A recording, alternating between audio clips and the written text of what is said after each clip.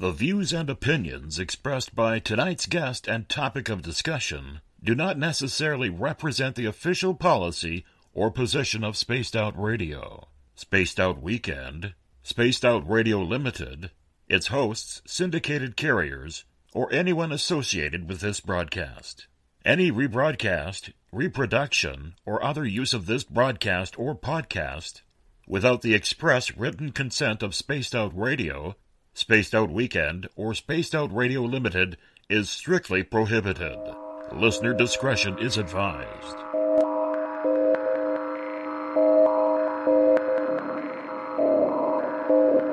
Hi there, this is Dave Scott, and I would like to invite you to listen Monday through Friday right here on Spaced Out Radio.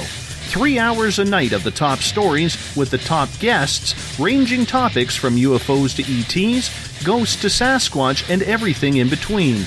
We are live every night, 9 p.m. Pacific, midnight Eastern. So come on in and take a listen at spacedoutradio.com. Spaced Out Radio will take you out of this world.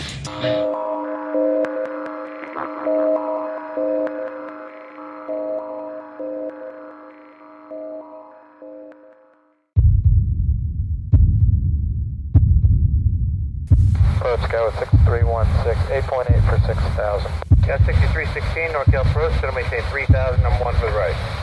3,000, Sky with 6316. Redwood 8. March 13th, if you're on the East Coast, we are coming to you live from the magical mystery abode of Uncle Jimbo's cabin, somewhere in quantum space and time in the Canadian Pacific Northwest, as it is every weekend here on spacedoutradio.com. Welcome in, everyone listening on WQEE 99 Rock the Key in Noonan, Georgia, at spacedoutradio.com, on Spreaker, on the United Public Radio Network and Renegade Talk Radio in Las Vegas, and the High Plains Radio Network on Rev. And also thanks to our guitar god, Ron Bumblefoot Thal, formerly of Guns N' Roses, currently of Art of Anarchy.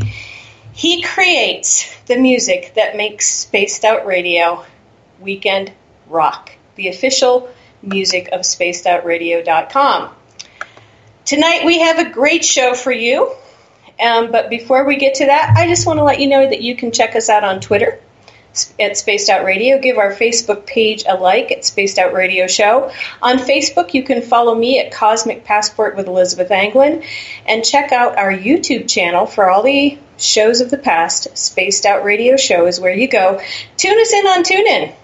Download our shows from iTunes. We're also on Radio Guide FM, TalkStream Live, and on Stitcher. And, of course, our website is spacedoutradio.com.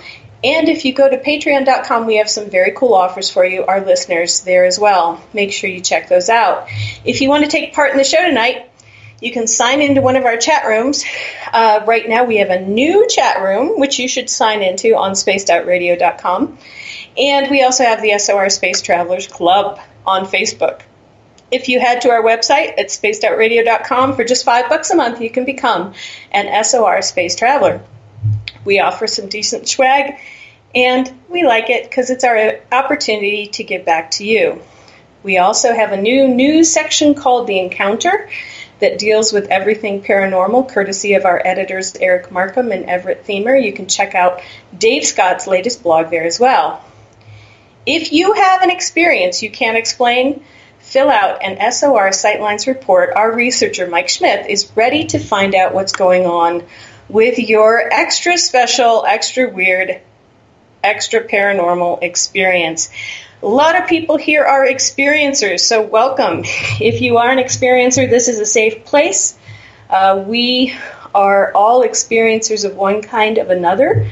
Bigfoot, aliens, ghosts, demonic presences, nasty people who didn't cross, all sorts of things. A lot of intuitives, but I have to tell you, this is one of the best places for you to be if you're an intuitive, if you're a paranormal researcher, if you're just simply interested in it.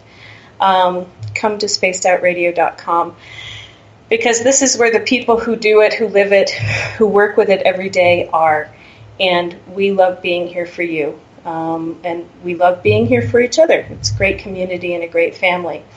Tonight, for the family, I say that like we're in the mafia.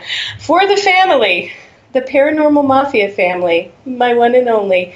I am going to be doing emotion code heart wall clearings, and I'll explain that a little later. What was interesting that I want to refer back to, some of you may have listened to the show last month with Richard Smith, who wrote The Moor, the Mason, and the Alien. And he was talking about how there was a group of 9 who helped create the Star Trek series and actually were channeled for Gene Roddenberry, and that these 9 became part of the name of the show Deep Space Nine. So I've been going back through the Star Trek series in a kind of, watch them all in succession. And I went from Enterprise to Deep Space Nine. That was kind of out of the loop. But the first show is really significant because it not only deals, I'm sure this was channeled through the 9, it not only deals with the nature of time in human experience, it deals with when we get stuck in time, when we start to live in the past, when we have an emotional event that causes us not to live in our present. And this was dealt with the commander of Deep Space Nine arriving and having to deal with his own trauma. He had been attacked by Jean-Luc Picard of the Borg and a big Borg cube with a bunch of Starfleet vessels at Wolf 359, I think that's how you say it, and his wife died. And he was really stuck in that moment, and it was clear how stuck he was. And then he ended up dealing with a group of non-corporeal alien beings who were also living outside of time. And they brought it up to him. No, you're not living in another moment. You keep living this day that your wife died, over and over and over again. Well, there's a big truth to that. And the truth is that we tend to, as human beings, get stuck in our traumas. Or our traumas get stuck in us, and that's what we perceive the world as we move forward in time. We keep perceiving the world as going to present to us in some way, shape, or form a trauma that we have already had, an emotional trauma, a loss of someone, a loss of a pet, a loss of a person, a loss of a job, a loss of our faith in ourselves, a loss of our physical body. We might break our backs or our bones or have something happen, and then we perceive that, at some point, that's what's going to be true for us in the future. And it may just be a one-time event. It may just be something that we're learning about life through in that particular moment. So, unfortunately, what happens with people, and this is a certain cosmology, and I'm going to chalk this up to a cosmological idea of how human beings process energy. We have very large energetic bodies. We have different aspects of our energetic bodies. But in our bioenergetic body, we have our physical body, and then we have about 12 feet of bioenergy all around us. So the diameter of most of us, not all of us, some of us are bigger, some of us are a little more contracted, but the average is about 12 feet of biomagnetic energy in which we hold on to information that could be emotional, it could be physical, you could call it programming. In this work tonight that we're going to do and allow people to call in and have done emotion code work, what I'm going to be talking about is how we hold energy around our hearts in order to protect ourselves from emotional trauma in the future. And anything that happens to you, even a trauma, the body and the mind and the spirit unconsciously perceives anything that happens to you that makes an impact on you as having energy, that there's something about it that has more energy. It doesn't mean it's better energy. It doesn't mean that it's good for you. It's just perceived as having more substance in terms of energy. So one of the things that our unconscious body, mind, spirit system will do, and that people do to themselves and don't realize it, is that they tend to take trapped emotions or trapped trauma emotions and move them up around their hearts. And the reason that they do this is to protect the heart from further pain, from further suffering. So you might be walking around and you look fine, you don't have this big old wall in front of your heart. What are you talking about, you crazy person? I don't have a wall in front of my heart. Well, most people have. Not everybody. I've met a couple people who don't, but most people have a wall of some kind or other around their heart that is made up of old emotional energy. What this energy does is it provides both some protection, or it's meant to, but it also provides a filter through which other people view you.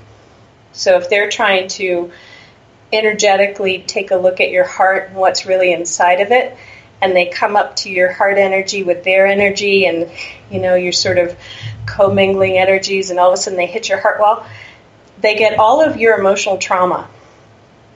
That's what they see in your heart. So if you have trauma, if you've had a broken heart, if you've lost the love of your life, if you're recently grieving something, if you're not recently grieving something but it's become stuck, and you're trying to move forward in terms of relationship or new opportunities, the new people who are coming into your life, and even the new animals who are around you, or animals that you don't know, will sort of come into your space and check out your heart. Is this a good person? Can I trust this person? What's in their heart? What do they have for me? Is this going to be a good relationship? Everybody has that big question mark, Hey, you're new in my environment. What are you? And so in that process of checking out, they hit all the crap in front of your heart wall. And I'm just going to say it's crap. It's emotional crap in front of your heart wall, and in front of your heart, and making up your heart wall.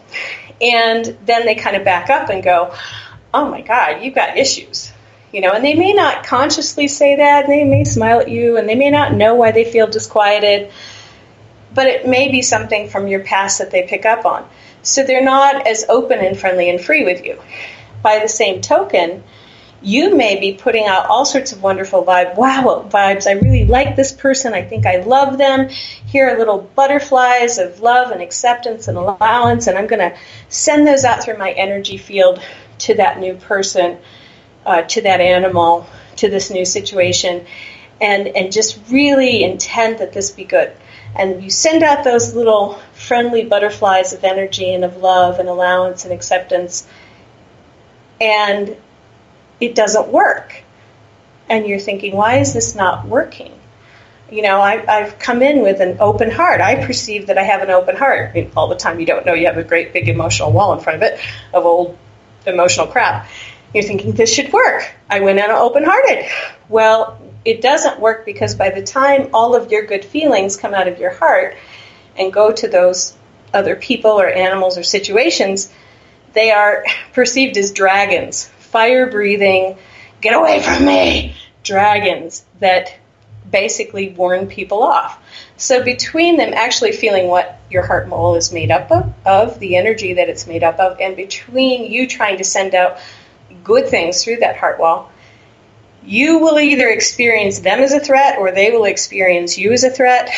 And no matter what you do, it just doesn't quite work out the way you should. And so you walk around this world going, that's not really what I intended. And, I really have read all this stuff about manifestation, and it should be easy because my heart's open and I'm thinking in my heart and I'm keeping my goals and plans in my heart. Well, yeah, your heart's also surrounded by all that old emotional crap you never got rid of. So what is easiest to do, rather than, keep trying to manifest the right relationship or keep trying to manifest abundance while still holding on to all of this emotional crap, is to remove it. Remove it in front of your heart. And that can be done with emotion code work. We did some last week. We were looking at parts of the body that emotions were trapped in other than the heart. Sometimes we were getting emotions in the heart, sometimes in the sacrum, sometimes in other organs. But a lot of people have a lot of emotions in front of the heart. And if we use our intention, we can access those trapped emotions in the heart wall And we can also start to move those out, which decreases the thickness and the brittleness, or however the heart wall is metaphorically constructed. What's interesting about an emotional heart wall is that generally it's metaphorically constructed. So when we do the work, we will ask if you have a heart wall, first of all, through muscle testing. And so then after we've asked if you have a heart wall, if the answer is yes, we ask how thick is it? And then we ask what it's made out of. And we could do it either way. We could say what it's made out of and how thick it is. I like to do how thick is it, and then I like to do what it's made out of, because it's like, whoa, that makes sense. So I've had people have heart walls made out of pillows, because pillow fights are fun. So they're made out of like down pillows, so if you were having a pillow fight, you wanted to make someone go away, you would beat them with a pillow, and that would kind of be fun, but it would still be like, get away from me. I have a person with a heart wall made of solid gold. Titanium, rock, wood, bamboo, water, clouds. It's really so metaphorical that you can't say for any person. It's kind of intuitively done how you get to what is this heart wall made out of. So it's always interesting, because when you work with people and you find out what their metaphorical heart wall is made out of, you find that that means something to the person, that something about that material, that physical material, has been comforting to them. So, for example, we have a listener named Joe who has a lot of hair. I mean, his heart wall might be made out of hair. We don't know. It could be something else. He might not have a heart wall.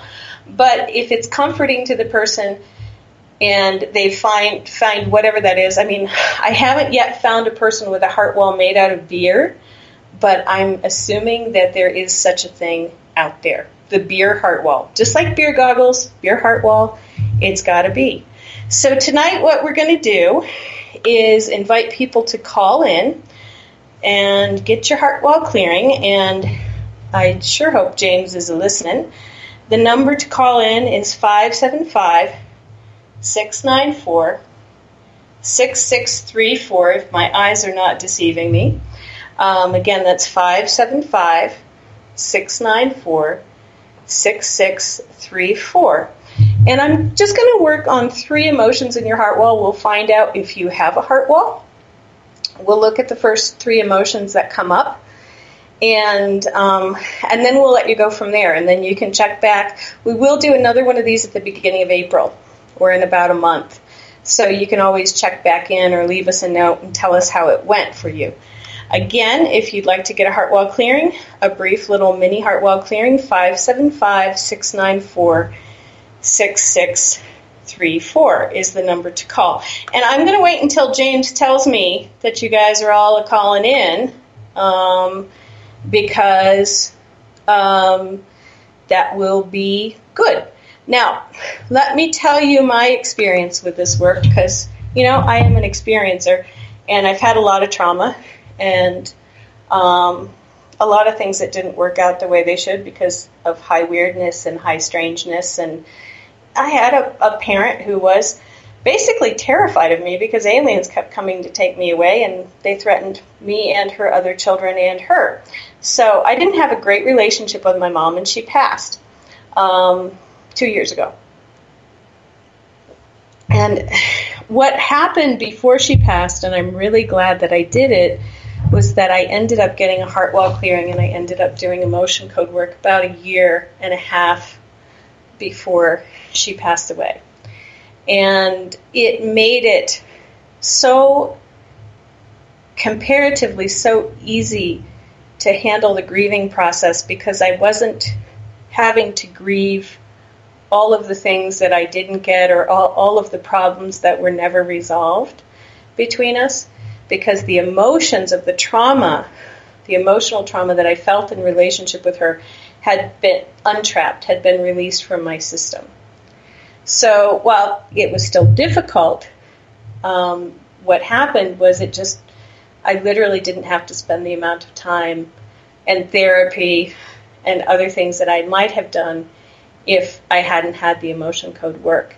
So that's one way it can help a person is if you have had a relationship, for example, with a parent, with a spouse, with a child, with the loss of a parent, a spouse, a child, and you're still going back to that, like Commander Sisko was in the first episode of Deep Space Nine, going back to the loss of his wife. You keep reviewing it, you keep seeing it through a new life, you keep seeing it through the filter of everything else that you've had it. If you clear those emotions, when the time comes to really process, it's a lot easier. It doesn't take you by surprise. You also you're not touched off as easily because those old traumatic emotions are not trapped in your system. So, I was very happy to have done the work because it helped me. It helped me get through my mother's passing. I have had friends do the work for increasing their abundance and prosperity consciousness without really knowing that they are increasing their abundance and prosperity consciousness. And the way that happens is that when you are manifesting, when you're connecting to the Creator, the space of the Divine Creator. Normally, people do that in their hearts. So the human saying, oh, James is coming, and I'm going to finish this thought. The human saying, follow your heart, is very, very true because that's our connection to the Divine Creator. When you have a bunch of trapped emotions in between your heart and the world, things go awry, and it's hard to manifest, or it's hard to have your abundance come in. So it can be very helpful to remove those emotions because your connection with the Creator and your connection with the world becomes clearer. James, do we have somebody? You have me. I am checking for a beer wall. I could be, I don't know, Guinness, I'm thinking. No, I just thought it was very interesting, and I thought I'd jump in.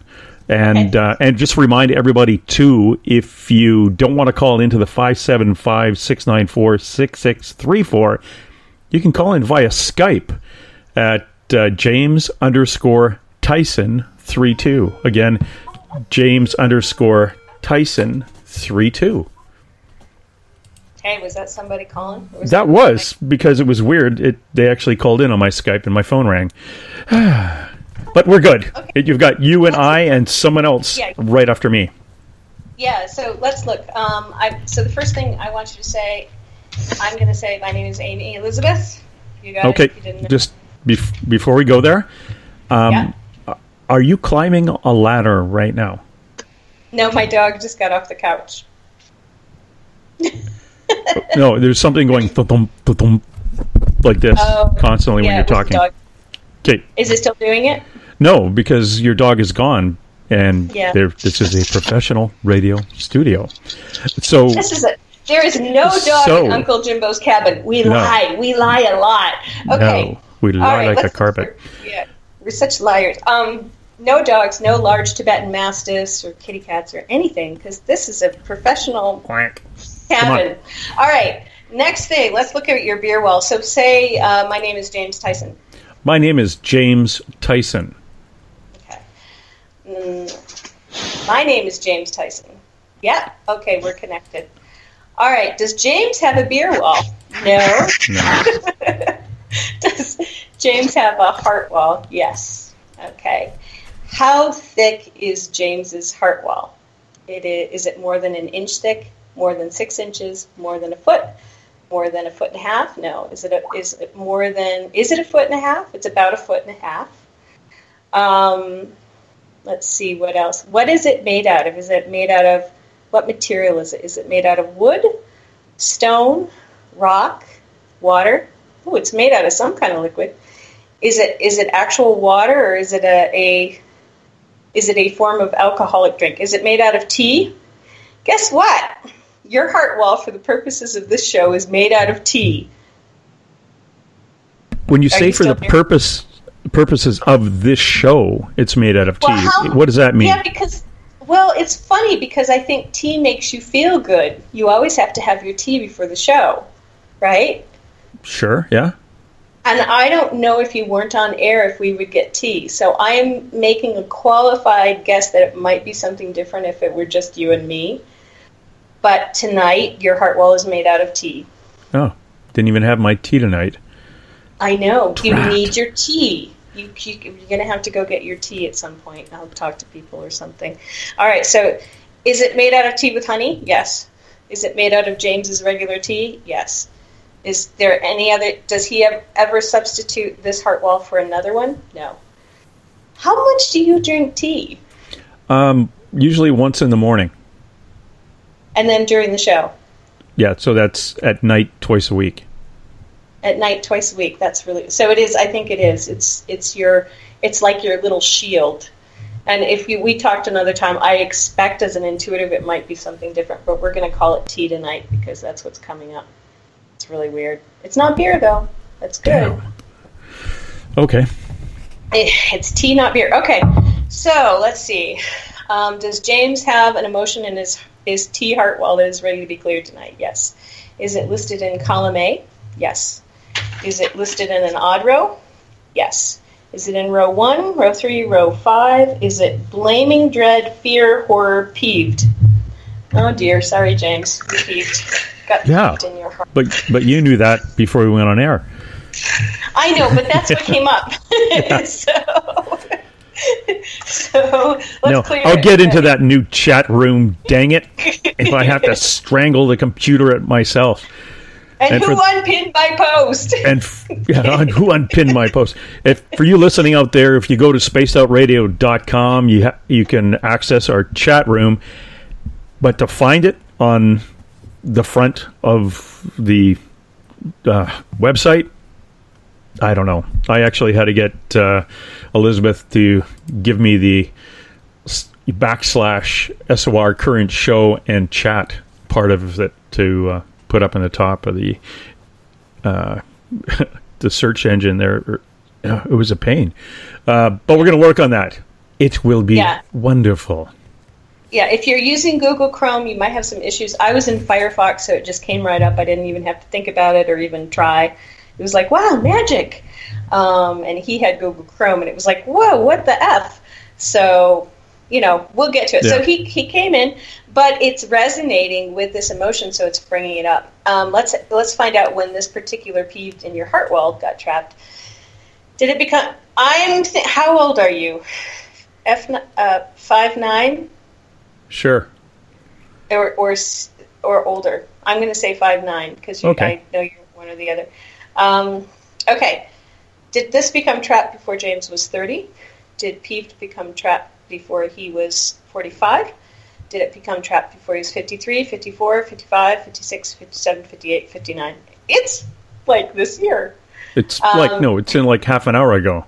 Did it become trapped half an hour ago? Did it become trapped earlier this year? Did it become trapped back in June, July, May, when all that's... Did it become trapped in the last 6 months, last 4 months, 5 months? So 5 months, give or take a month. All right, let's take it out. The beginning of winter. The beginning of winter. The first snow 5, 7, 8, 9 months ago. Lord, we're having crappy weather. Yep, okay. This is not an island in the South Pacific. All right, let's take it. 1, 2, I'm going to run this giant magnet over my meridian, governing meridian, because I'm connected to James. My governing meridian, which is down my spine, but for me, I'm just doing over the top of my head and down to the base of my neck. All right, have we cleared this peeved from James's heart wall? Yes. Does he have another emotion that we can clear tonight for him? Yes, from his heart wall, yes. Is it listed in column A, column B, odd row? Column B, odd row. Is it in row 1, row 3, row 5? Is it conflict, creative insecurity, terror, unsupported, wishy-washy? Did this become trapped before he was 30, 45, 50, 55? Did it become trapped at 50, 51, 52, 53? It became trapped at 50. Did you have a wishy-washy event at 50? I don't know. But that's kind of a wishy-washy answer. So it is. Okay, let's just clear it. Are you ready? Sure. 1, and you do tend to wishy-washy things with T, like your computer. Dave doesn't know that. Don't tell Dave. Dave doesn't. Oh, right. Ignore the man behind the curtain. Ignore the great and powerful. Anyway, okay. Have we cleared wishy-washy? Yes. Okay, let's do one more. Not Dave, oh God, let's not go there. Does James have another emotion for us to clear from his heart wall tonight? Is it listed in column A, column B? Is it in an odd row, an even row, an odd row? Is this actually James's? No. Is this inherited? Yes. Okay, so you have an inherited heart wall emotion. Cool. And, yeah, was this emotion inherited from his mother's side? No. His father's side? Yes. Was it inherited from his father, his father's father, his father's mother, his father's mother's side, his father's father's side? Was it inherited from his father's grandfather, his father's grandmother? Was it inherited from her or her side? From her? Okay, so this is from your father's great-grandmother. Oh. And, yeah. So somehow it got in the DNA, and it just kind of came through. It was resonating in the DNA, and it came through at the time of conception. Is this emotion listed in column A, column B? Is it in an odd row, an even row? Is it in row 2, row 4? Is it depression, frustration, indecisiveness, panic? Taken for granted. So she had some panic, that great-grandmother of your father's. So are you ready to clear that? Sure. Now, when you say great-grandmother of my father, is that on his father's side or his mother's side? It's on his father's side. His father's... Would that be his father's wife? No, his father's mother. Ah. So it's your great grandfather's, your paternal great-grandfather's mother. Okay, here's a lowdown on me. I was named James after her son, who was killed in an industrial accident. He worked on a ship, he was a millwright on a ship. And his jacket, his long slicker, got caught in a conveyor belt and pulled him into the machinery. He was killed.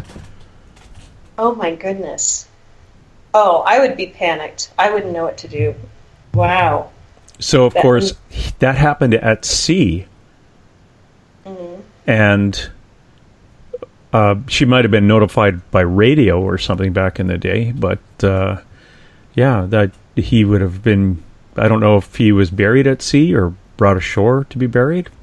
Still digging through the Ancestry.com on that one. Do you know what her name was? Offhand, I just did the family tree yesterday, and I'm trying to think back on what her name was. And it's not ringing a bell right now. So, no, I could find it. I'd have to start clicking away on the computer here for a bit, but we'll just not worry about it right now.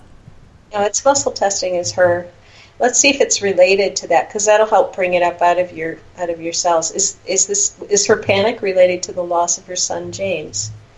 Anything else? No, it's after that she had panic. So probably because she was a working class mother on the northeast coast of the United Kingdom in Durham, West Hartlepool. Wow. So his income and him was important. Yep. It was. Okay, well we have to do 10 passes. Normally we just have to do 3. If you want to do 4 or 5 you can, but we're going to do 10 passes on this. And what does passes mean? What are you doing? I'm passing the giant Nikon magnet. It's not giant, it's called a Fat Boy, but what's interesting is it rolls. And you so funnily, intuitively said, what is it, like an A-bomb? And it's actually the magnet parts are shaped like the original A-bomb. Yeah. And they roll. It's so weird. So I have my A-bomb magnet, and I'm passing it over my governing meridian, which runs over the top of my head and all the way down to the base of my spine. But I'm connected with James, so it's clearing it from him. And if I have anything similar, it'll clear it from me, too, at the same time. But we're connected, and the intention is that we're going to completely and utterly clear the panic, the inherited panic from his paternal great-great-grandmother out of his system. So hold on. And you can take a deep breath if you feel it. We just did once, twice, 3 times, 4, 5, 6, 7, 8. And this clears it from her, and it clears it for everyone that it came down through, even if they're in spirit. All right. And one more for good measure. All right. And actually, I just heard her say thank you, wherever she is. And you can hear my magnet. It rolls like that. How you feeling, Fascinating. James? Got chills up and down my left arm and a little bit on my right from my elbow to my wrist. Cool. And I bet it was cold when he went in. I wonder if she kept thinking about how he... I think she was intuitive. You know, he was in the South Pacific most of the time. He, believe it or not, he was one of those guys that worked for wealthy people supplying animals for their menageries, which later were the zoos.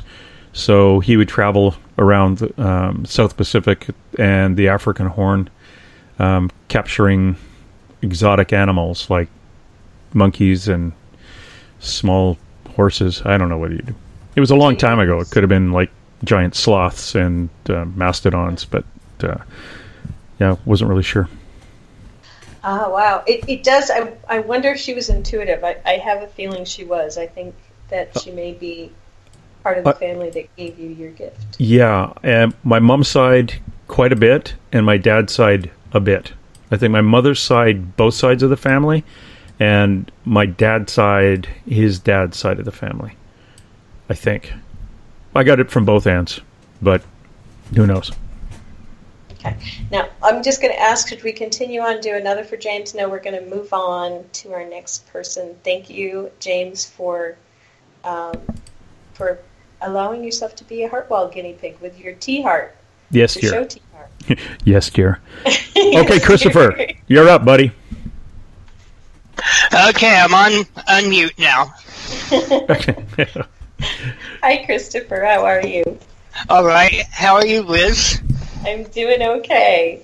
Okay, so say, my name is Christopher. My name is Christopher. Okay. And I'll say, my name is Christopher. Yep. Okay, we're connected. If you have water, please drink some, but I think we have a good connection. All right, does Christopher have a heart wall? Yes. Is Christopher's heart wall more than an inch thick? More than 2 inches thick? More than a foot thick? No. Is it more than 6 inches thick? 7 inches, 8 inches, 9 inches, 10 inches, 11 inches. So is it 10? It's 11 inches thick. It's a 1-1. Remember when I texted you and it was 111? Was that you? That was, wasn't it? Yes. Yeah. So you have a 1-1-11 heart wall. Is Christopher's heart wall made out of something stronger than wood? No. Is it made out of wood? Yes. Is it made out of pine, oak, aspen? So aspen or poplar. So do you have poplars or aspens near you? Yeah, right next door. Okay. So they're the same tree. It's just here they're aspens, there they're poplar. Is this related to him being made to feel safe by the trees next door? Yes. And I'm just curious, do those trees have safe spirits in them? Yes. So I'm going to tell you a little story, Christopher, because I lived up in Colorado in among a whole aspen grove, and they have the coolest spirits. They have the coolest, they're protective of each other because they're all connected at the root. So they're a colony. And when they're little, they're basically just the roots of the tree next to them or the mother tree. But then as they grow older, they individualize. And forest and trees that are alive are protective of everything that lives in the forest. So aspens, animals can eat aspen bark. People can eat aspen or poplar bark. You can make it into a beer. So in some ways you might have a beer heart wall. And you can do a lot of things to it. So spiritually and otherwise, and nutritionally, a poplar and aspen tree is a wonderful protector. So you've picked, I think you intuitively picked a protector that is gentle and wonderful and overall protective. So that being said, let's go forward. Do we have an emotion in Christopher's heart wall that's ready to be cleared this evening? Yes. Is this emotion listed in column A, column B? Is it listed, it's in column B, is it listed in an odd row, an even row? Is it in row 2, row 4? It's in row 4. Is it depression, frustration, indecisiveness, panic, taken for granted? So this is an emotion of taken for granted. Does that sound familiar to you? Yes. Okay. Christopher, remind me of how old you are. I'm sorry to have to out you. 47. 47. I was going to say 46, but 47. Okay. Did this become trapped before Christopher was 30? Before he was 40?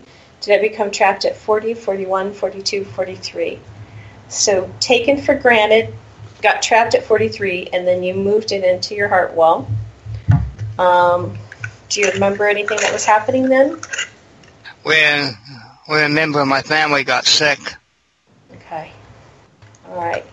So let's go ahead. Are you ready to clear it? Mm-hmm. Okay.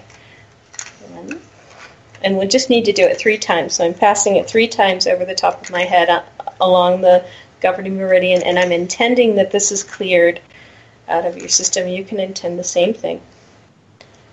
And it actually went up to 5. Have we cleared this emotion from Christopher's heart wall? Yes. Okay. How do you feel? Better. I'll tell you in text what the circumstances of this is. I want to keep some of it private. Okay. That's a good idea. Does Christopher have another emotion that he's ready to clear from his heart wall tonight? Yes. Is this emotion listed in column A, column B, column B? Is it in an odd row, an even row? Is it inherited? Well, this is an inherited emotion, Christopher, so we got to do that whole look at who it came from. Did it come from Christopher's biological mother's side? From his father's side? Okay.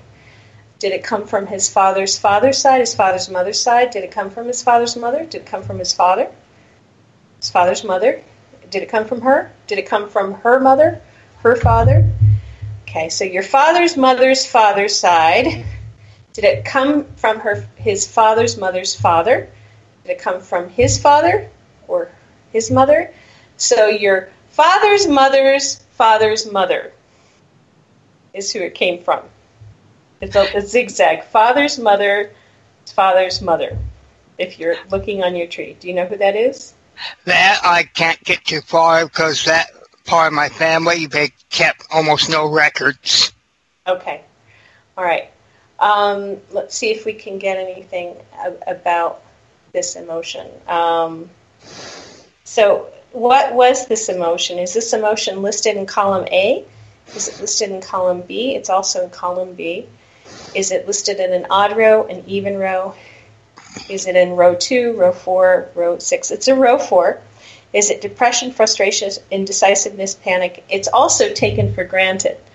And that's interesting because emotions tend to glom together if they're the same thing because they have the same vibrational frequency. So even though you had your own taken for granted from the age of 43, you also had a pre-existing taken for granted, and they were right next to each other. Wow. I'm going to try and find out as much as I can about it. Yeah. All right, so let's go. We got to do 10 passes.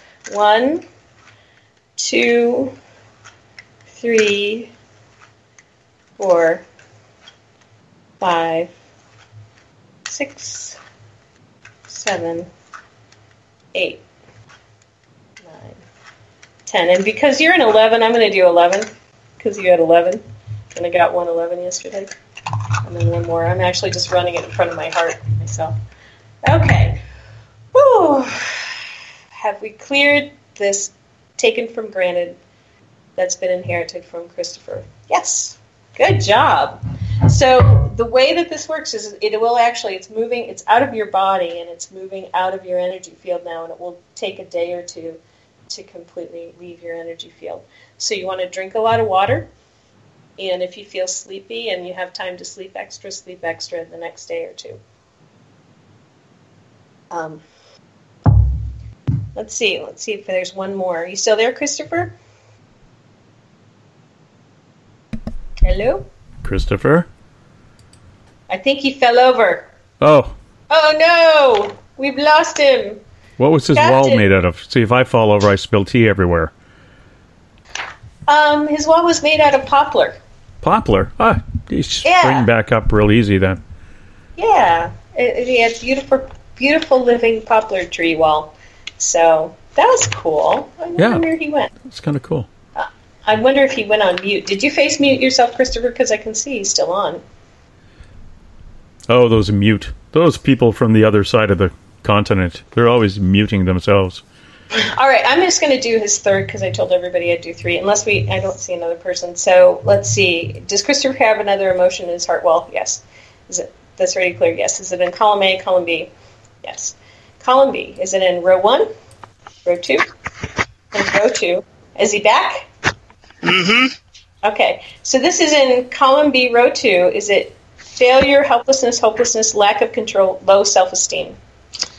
Does that sound familiar to you? Oh, yeah. Okay. Did this become trapped before Christopher was 30, before he was 40, before he was 41? Did it become trapped at 40, 41? So this became trapped around 41. This particular one. You might have more. Is there anything else that we need to know about it? Do you know what was going on at 41? That is when I stopped having nightmares. I don't know how it would equate to failures. I'm going to be digging into this. Well, this is low self-esteem, so it's actually came out as low self-esteem, but it might have been, let's see, is it related to the nightmares? Something else happened within that year, not related to the nightmares. I'm glad you stopped having nightmares, though. Are you ready to clear this? Is this ready to clear? Mm-hmm. Okay, let's go. And we just need to do 3. 1, 2, 3. And I'd like to do one more for good measure. Okay, have we cleared this low self-esteem complete from Christopher? Yes. Okay. Whew, how do you feel? I feel like it's been cleared. I had a really interesting night. I'll tell you later on. Okay, that sounds good. Well, the main thing to keep in... Oh, yeah, go ahead, James. Yeah, Christopher, what does it feel like when you say, it feels like it's been cleared? What did it feel like before, and what does it feel like after? So like a heavy veil that came off. So is it like wearing fabric or like a drape or something, and it's just gone? So like a thick drape, not white fabric at all. Okay. Huh. So you took your burqa off? Yeah. Yes. Good burlap burqa. Yeah, the removing makes you hot and sweaty. Yeah. And it smells so lovely. Elizabeth, I can't find the parents of my grandparents. They're the information is available, but being Ancestry.com, they want to grind me for a couple more bucks to go to Europe and into the United Kingdom just to find out. You know where you go? It's the Mormon website, the genealogy site that the Mormons do. I think it's U.S. genealogy, but they will go all over the world. And I use it when I research ghosts. Okay, because I thought Ancestry.com was hooked up to the Mormons. Yeah, they are, but then they charge you an arm and a leg for stuff that's free. You can get all that free if you just go directly to the Mormon genealogy website. Yeah, cool. I think it's U.S. genealogy is how they put it, but it might be have a .net or something like that. Yeah. But that's the absolute best if you're looking to find out who it was, and maybe if somebody has a memory of something that happened. Sometimes I had one of mine went back 500, like she just stopped looking within the past 200 years, and she said, was it more than 500, so many generations, so many, and it was like 500 generations back on my father's side. We just said, fine, call it, that's good enough. So when you really start delving and digging, you'll find that there are echoes of trapped emotions from way, way, way, way back. But if it's, you can get this through DNA as well. If it's autosomal, it'll go back 2,000 years. Yes, yeah, it would go back very, very far. So you're just basically taking that information and just removing it. And when you do that, it removes a really heavy weight, because everybody between then and you who was in that line gets it removed from them. So even if they're carrying it karmically, some people don't believe in past lives, and the person who started emotion code work, I'll just claim it, he is a Christian who doesn't believe in past lives or won't talk about it. But those of us who do the work, he will say that it's cleared from every spirit that was in that line. That's what he will say. And the rest of us will say, it's cleared, it's also cleared karmically. They won't have it going forward no matter where they go forward to, and neither will you. So it's gone. I also have another suggestion for James about the Mormons, too, since he's in Canada. Mm-hmm. If you're in the United States or Canada, you can go to any of their churches, and some have a free computer or library, and they can help you with your search. Oh. Try to find your local Mormon congregation, James. Yeah. My friend knows Donny Osmond, so I got a connection there. Yeah. There you go. Well, I think they're online. They're pretty, once you find them online, you can go back into census records and other records, and it takes a little bit of learning, but it's not that hard. I have to wear my eyeglasses now, which is, I just have to find them to do that kind of research. If he needs help, all he has to do is go to a local congregation and do it. They'll do it for him. Okay. Yeah, because very, very good. Nothing like giving a whole bunch of people information about my family life and my family tree. Hi, you don't know me. Oh, wrong sign. This is, it's when I just want Tom Cruise to meet me at the front door. Oh, wrong place. Gotta go. Bye. Hey, I this is an aside, and we're gonna go into the shift pretty soon. Skeeter's gonna come on, but I have to tell you, I've never had any problem with any of the elders. When I lived in Boston, I would get accosted by elders. I'd get accosted by elders on the bus. I'd get accosted by elders walking down the street. One time, I was walking down with my street with a good friend of mine who was male, and they said, "How long have you been married?" And we just kind of looked at each other and went, it's like us. Are you crazy? So, they're cute. They're cute, and they're mainly... That's the Mormon elders? Yeah, the young men who are called elders, who are about 18, and they wear their... The kids in the white shirts and the fancy underwear. The fancy underwear and the bicycles, and I bumped into a couple of young girls doing that. Really? Yep. This was only a couple of months ago. I had not seen that before. No, I'd never heard of that. I think they're afraid to come to Madrid, but they're afraid to come back to my house because I wanted to see if they wore the fancy underwear too. The whole other thing, it's it is interesting. It's an interesting group. My dad invited a couple of the elders in who knocked on his door when I was younger, and they'd come over every Tuesday, and they brought like videos and stuff and talked about the religion and connecting with all these like South America and ancient civilizations. And that went on for months. And then, you hear a knock at the door and my mom would yell, "Your Mormons are here." And you'd invite them in and, milk and cookies, the whole bit. And then it got to the point, have you ever want to come to our church? My dad said, oh, not interested in that. But you guys are really entertaining with all your stuff you bring. It's like, yeah. They really are. Yeah. They really are. And if you're Mormon and you were an elder, please excuse us for not becoming Mormons, but, good for you. I think actually the creator of Emotion Code is Mormon, but he hasn't told me that. So, and that's Bradley Nelson. But he went to Brigham Young, and so you got to go, are you Mormon? I don't know.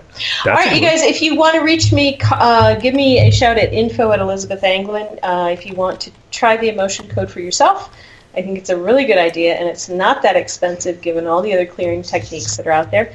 Go to ElizabethAnglin.com. You can schedule yourself an intro session. Skeeter is up next with James and the shift. And that is SHIFT. I have a problem saying my F's, so we better not be bleeped out. Yes, we better not be. Okay, killer. All right. Off you go. Everybody hold on. Skeeter will be in with the shift. Hi there, shortly. This is Dave Scott, and I would like to invite you to listen Monday through Friday right here on Spaced Out Radio. 3 hours a night of the top stories with the top guests, ranging topics from UFOs to ETs, ghosts to Sasquatch, and everything in between.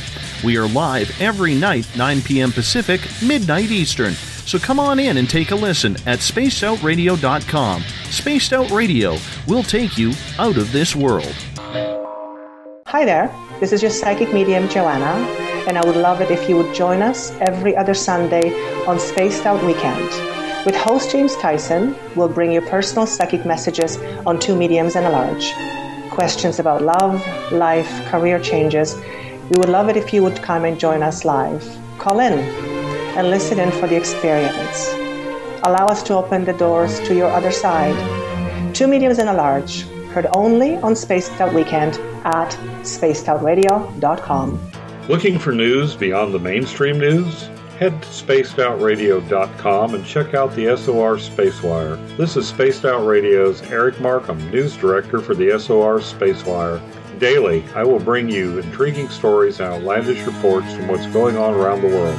UFO sightings, paranormal activity, conspiracies, alternative health, and so much more. And if you have news, email me at news@spacedoutradio.com. Attention Spaced Out Radio listeners. For only $5 a month, you can join Spaced Out Radio Space Travelers. Your membership at spacedoutradio.com will give you access to private fan area on the website, get you a monthly newsletter, draws for monthly swag, and a whole lot more. Sign up today to become a part of the Spaced Out Radio experience. The third Monday of every month, Spaced Out Radio is going to bring you a different look at everything paranormal. Welcome to The Reporters. Jim Mallard, Vanessa Hogel, Denise Garcia, and Christina George join me, Dave Scott, for a look at the weird and strange from the other side of the microphone. We'll break down ghosts, UFOs, cryptids, and the people investigating them. The paranormal media has never been heard like this. Come listen to The Reporters. It's paranormal news at its finest. Welcome to The Encounter. At spacedoutradio.com, The Encounter online is SOR's trusted news source for everything weird and strange going on around the world. This is news editor Eric Markham. Our team of journalists are scouring the planet for those strange stories that rarely make the mainstream. No fear-mongering or fake news here. Head over to spacedoutradio.com and encounter The Encounter. For over 40 years, the Purple Energy Plates have been delivering amazing results for their many customers.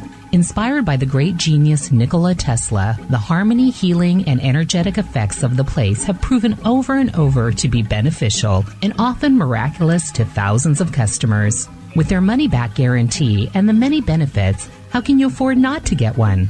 Check their site for daily specials and choose from their many energy products. You won't be sorry. Visit them today at purpleplates.com for mind, body, and spirit, and expect a miracle. Patrolling the Pacific Northwest, we are always on the lookout for the strange and unassuming stories that real people are experiencing. Hi, I'm Vincent Zunza from Pacific North Weird. Me and Alexandra Sullivan have teamed to bring to you those odd stories that never seem to make it into the mainstream. stories so weird that we'll leave you scratching your head wondering, is this real? It's as real as it gets with Pacific North Weird. You can watch our videos right here at spacedoutradio.com.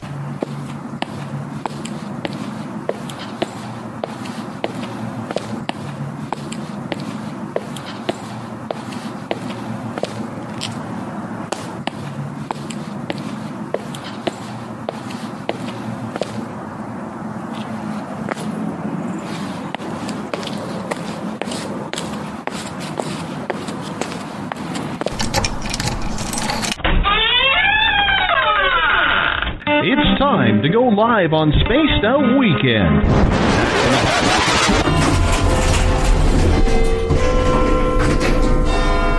13, please. Oh, hi, Kevin. Oh, is that the time? Kevin, my friend, don't you find that watch just a little bit loud? Well, I certainly hope our buddy Bumblefoot is playing when we get there. Oh, you stinky big bundle of hair. I said Bumblefoot, not Bigfoot. Oh, it's going to be a long night. It's time to head to the 13th floor of the old log cabin for Spaced Out Weekend with James Tyson. You can tweet James at James Tyson SOR. You can find him on Instagram, Spaced Out Weekend, as well as on Facebook. On YouTube, our channel is Spaced Out Radio Show, and you can check out our website, spacedoutradio.com. Ladies and gentlemen, the story you are about to see is true. The names have been changed to protect the innocent.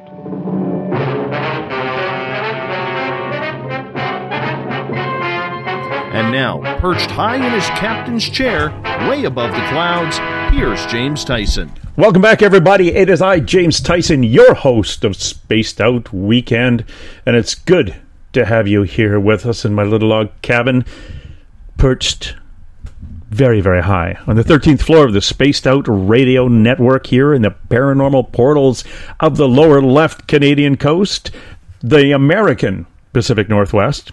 I guess I'd be in the Canadian Pacific Southwest, or what we all like to call Cascadia. Out here where there's just green mountains and lovely blue flowing water. No, hold on. Blue mountains and lovely green flowing water.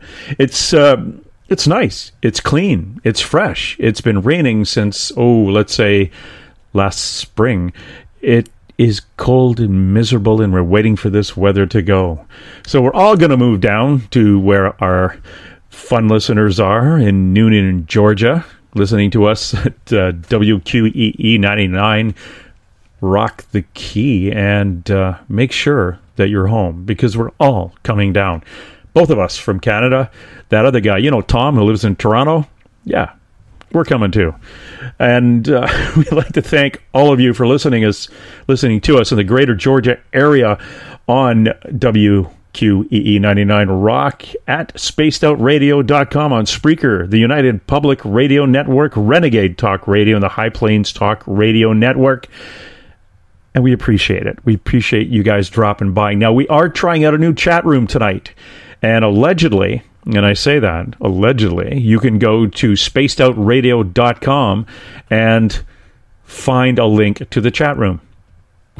We should offer a prize for the one who does, because I can't find it. But there's a lot of stuff on there. I can't find a link to the chat room, but we have posted it in a couple of our other chat rooms, spacedoutradio.com/SOR current show chat. And you can get into that chat room. There is a bit of an issue coming into it via a handheld device. If you got a smartphone, iPad, anything like that, you may have a bit of a challenge coming in. But we're working on it. We're trying to get it up and running. You got to remember, we are off in the bush here in Canada. And if we have to keep bootlegging Wi-Fi from the Bigfoot up the trail, we're going to have to, as long as he doesn't find out, because Kevin, the Bigfoot, gets a little cranky. But that's what we've got going for you. Another chat room. And I tell you, I'm not like Dave. I've got 2 to monitor right now. I'm not going to add 6 or 7 more. So I will all phone you personally at home to talk to you. Tonight, on the shift, getting a little bit more serious. The shift, as you know, for those of you who have been following us along, are a little bit of a ride. We have a young lady with us, Skeeter Welhouse. Now, Skeeter, if you don't know, Skeeter is not only a seamstress by trade, but she is, and has been a long time, a psychic medium and experiencer. She's experienced many more ghosts and practiced various forms of divination, including pendulums, cards, palms, in order to communicate with them better. She began studying various occult practices and religions in high school, which led her to become an eclectic hedge witch in her senior year. And I'm pretty sure that's not a course, but it was her senior year when she became the eclectic hedge witch. She did her first formal investigation in the paranormal back in 1996, and over the past few years has joined several professional paranormal teams that have helped her expand her experience and knowledge base. She's presently with Forest Moon Paranormal, and if you know our good friend Eric Cooper, he is running Forest Moon Paranormal down in Washington State. She was with Purple Sage Paranormal and the New Mexico Paranormal Association. And face it, if you're in New Mexico, you're just going to be, you won't be looking for ghosts. You'll be looking up at those shiny discs that seem to be flying around everywhere. The shift, our shift, what we talk about here, it airs twice monthly. And we address questions more of the unknown, as well as a look into what the future has in store for all of us in the next 3, 4, 5 years, 30 years, while we await this shift. Now, you can call in with a question a little bit later, and we'll give you that number. But we've covered in the past what the shift is, and we'll touch on that again for you new listeners out there. And we've touched upon basically what could happen, and we're getting this information through Skeeter. She's channeling it from a guide who has felt compelled to come forward. Last episode of this shift, we had another psychic on who actually, not only she moved from Vancouver Island off the Pacific coast here, and like I always say, it's the second largest island in the Pacific. She moved off of it after being told by her guides to leave and move to the mainland at least 200 feet above sea level. With that, Gabriella's clientele moved with her, and she'd been an active psychic on Vancouver Island for many years and working with police and governments in locating people and kind of old reactivating case files. So a pretty switched on psychic medium all of a sudden has to up and leave an island. And it's, like I say, it's a big island, but she was given information that she took wholeheartedly and left. So we have talked a bit about rising waters and, you know, the actual end, the shift itself, when it actually does shift, that polar shift. And we mean the magnetic pole, not the whole Earth shifting, just the magnetic pole moving, which it does every 30-some thousand years. And what that causes when it moves is obviously a bunch of earthquakes, which then stokes up the tsunamis and volcanic activity around the Ring of Fire here in the Pacific. So those are what may happen at the end of the day. It starts, though, and this is what got a lot of people bent out of shape, because we actually talked about politics. It starts with the placing into position people around the planet that are in those positions, getting ready for a little bit of a mix-up in not only the politics, but the makeup and the layout and the the vibration of societies and the people in their countries. You've seen it in the last 8 or 9 months in North America. We've seen families split horrendously over political parties, which hasn't really happened for 100 or so years. So what's going on? And this while we've been focused on this in North America, it's happening in Europe.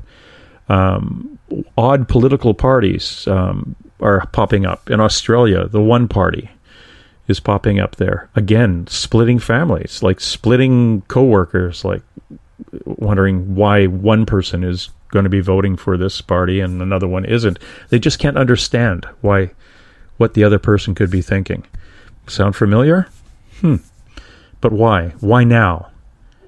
So we did go through that a little bit. We are now getting into, and we touched base a little bit on the struggle that was foreseen to come with banking.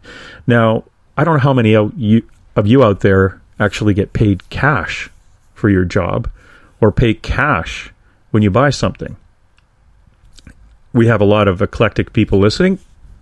A lot of people still might want to do that. I tell you, my checks were electronically deposited into my bank, which I access with a card. And I take money out of a machine at the local gas station if I want cash, or at a bank, or wherever an ATM might be. But honestly, if that bank flicked the switch, who's to say where I'm going to get money from? It's not going to get deposited. It's not going to get withdrawn. It only exists in cyberspace. I don't really have cash anymore. So when those happen, what are we going to do? When that switch, if the banking system in North America or Europe basically gets disrupted to the point where they all throw their hands up and say, we can't deal with this anymore, or the government comes in and shuts them down, what do you and I do? I want to go buy a loaf of bread. He's going to want cash. I can't access cash.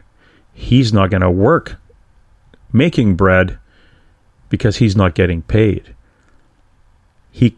The only advantage is I can see us not having to pay mortgages, not having to pay back credit card debt, not having to pay taxes eventually, unless they're going to come and want my dog or my chickens, if I had chickens at the time.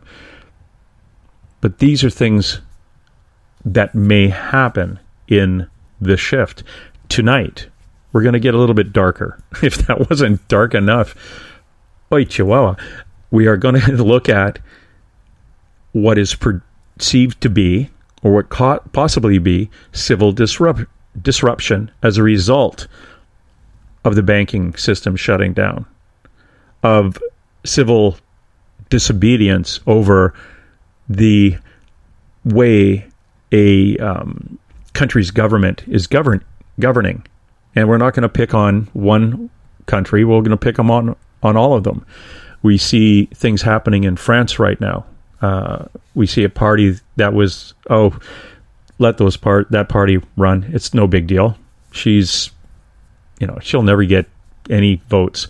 And there's a lady there who's running that, don't quote me on this, but I heard someone say she made Hitler look like a rabbi.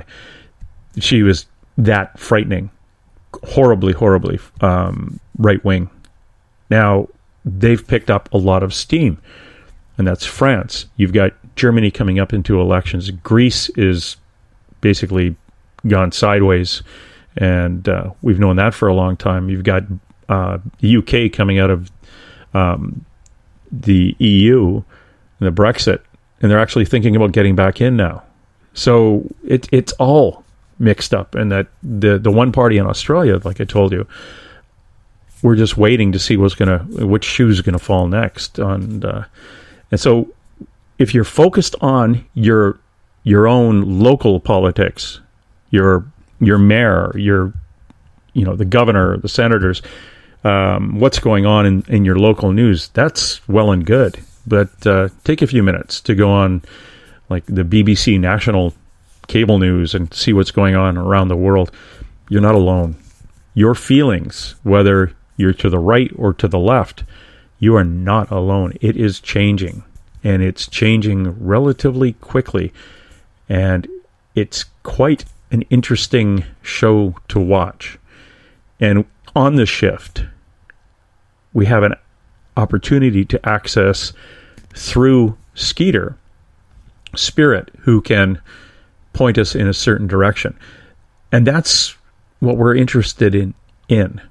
What about this civil disruption that will fall from people just getting frustrated with either the banking system or the way human rights are being taken away from people?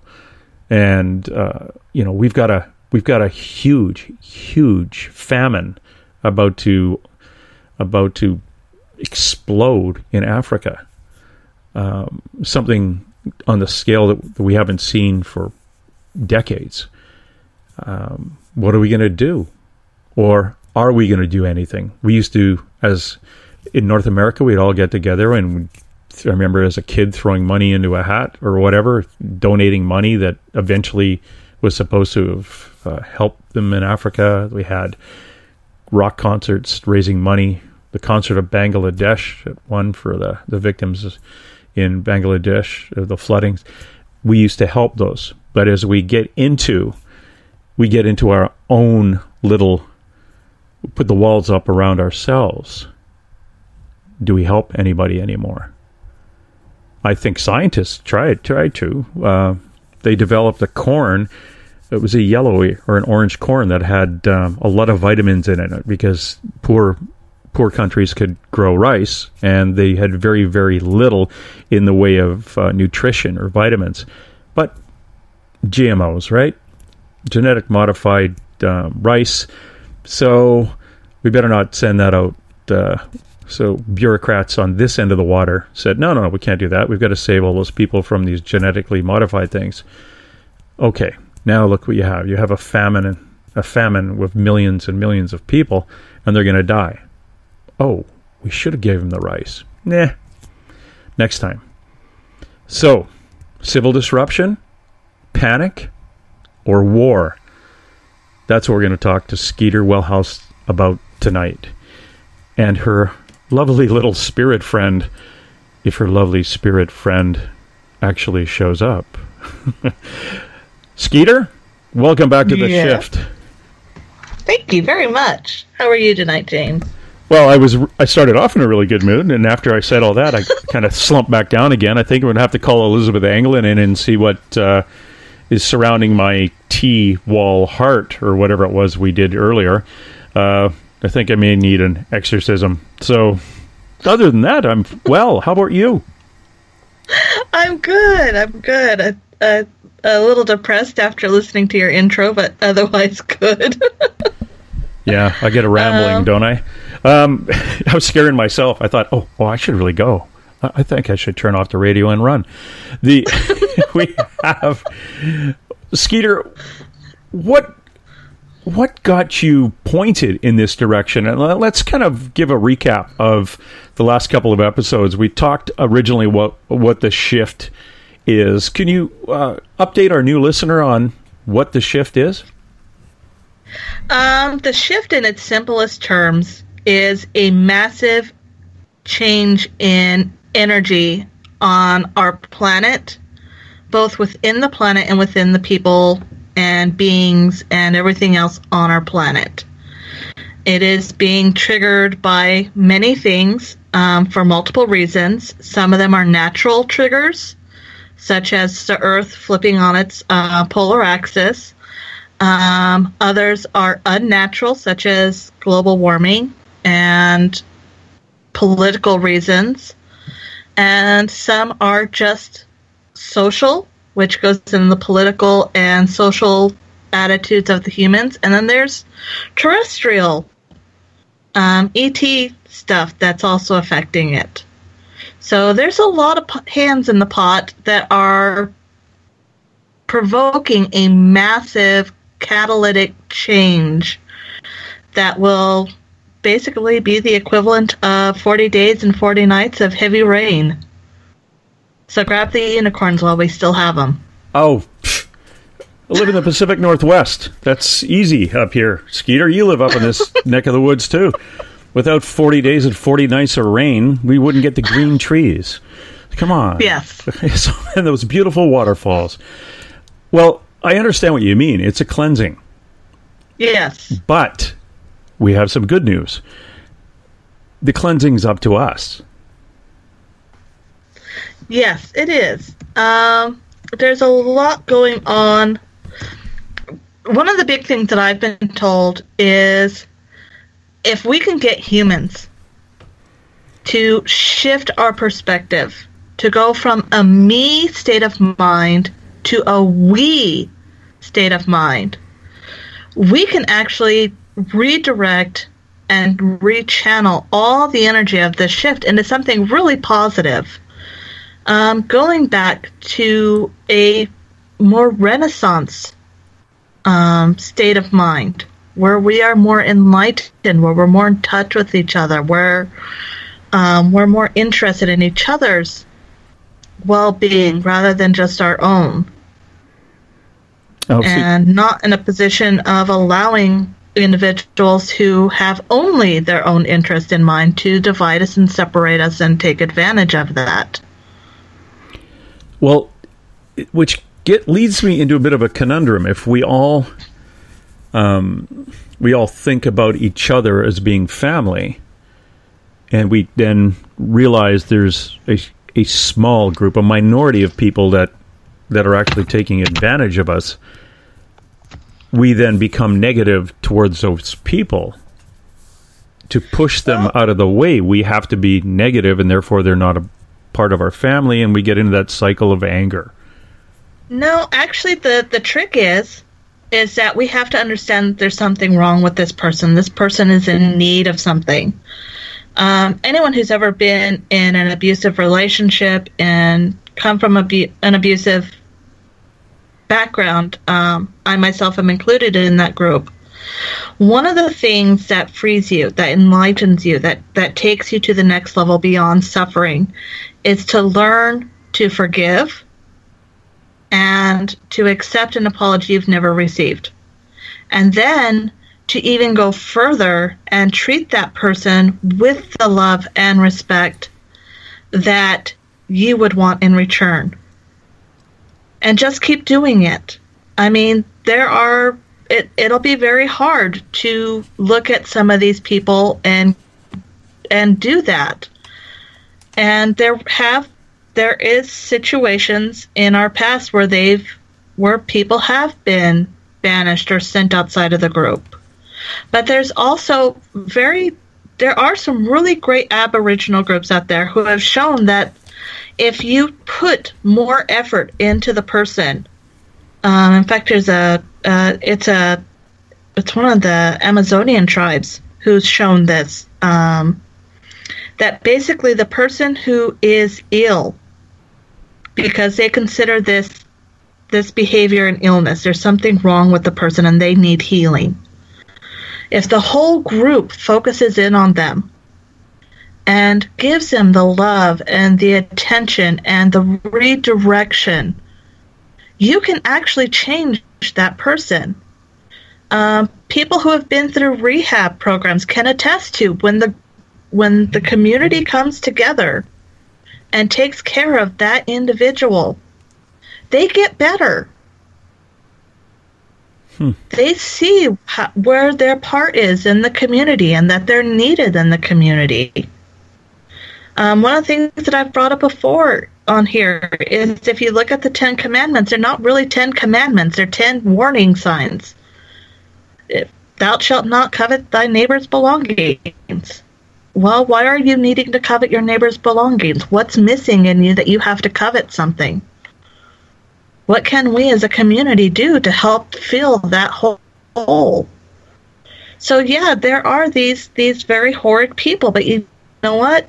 If you just freaking figure out what it is that they really need, because it's not money. They've got more than enough of it. There's something else missing in their lives that they really need. And we as their neighbors, their family, need to reach out to them and help find that and change that in them. My daughter said it beautifully. The reason why all these people are so angry is because they just don't want to take the time to get to know other people. Now, we look at, well, I'll use the famine, for example. You've got hundreds and hundreds of thousands of starving women and children on the other side of the planet. And, I'm listening to the news while I'm eating my breakfast and not finishing everything. You think, oh, that's really sad. And you change the channel. No matter how I feel that, I should drop everything and help them, I can't. And when I say I can't, it's like, well, yes, Dad, you can go help them, but you've got to drop me off at school, and remember, you have to pick me up later, and the dog has to go in, and life gets in the way of my life gets in the way of helping somebody else in their life. How do we get around that? Think back to when we were kids, before everything was so demanding. Just go back. Remember back in the day when the street lights were your signal to go home, or the sun setting? Yeah. We put things in a different priority. We have our kids shipped off to school. We have our things. I grew up on a beef cattle farm. We had to get the cows down from this place. We had to get them over to that place. People who grew up on dairy farms, people who grew up on any kind of farm, those who went to the coal mines. There was still time taken in the community to look out for each other. And one of the things that I really love, and it's the Dalai Lama who says this: if you can't help someone across the ocean, help someone next to you. Because it just ripples out. It's that fantastic ripple effect. If you can take care of your neighbors, if you can look out for the people next to you, then they'll take care of the people next to them. And those people take care of the people next to them. If you're worried about the people in Africa, do the little things. Find out in your community who you can help that can help them. Do you have a local Red Cross that you can drop off supplies or an extra $20 or whatever? Do you have a church in your community that is sending care packages out that way?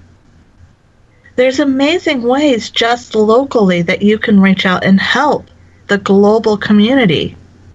Yeah, I'm pretty bitter against a lot of those things because I've seen... That's because we've been trained to, and there's a lot of corruption in them. Mm-hmm. And people are a little afraid of that. And that's why we don't help each other anymore, because we become jaded. Oh my God, I'm not going to donate to them because their CEO gets $5 million of every donation and yada, yada, yada. There are good groups out there. There are groups that genuinely do help. Yes, it's going to take you taking a little time to find them. But there are people out there who still genuinely want to help and take care of each other and look out for each other. There's some... I mean, if we became... You're talking exactly about what I'm worried about and what's pushing us towards the shift in a negative way. And that's the me mentality. I don't want to get screwed over. I don't want my money to go to this person. I don't want my funds to fund another mansion for this jerk. I want my money to go directly to this place, but I don't have time for that because I don't know how. I don't want to take the time out of my time. How dare you ask me to take time out of my time to do this? And I'm not going to have someone else do it because I'm not going to trust them. Do you hear how negative that is? Mm-hmm.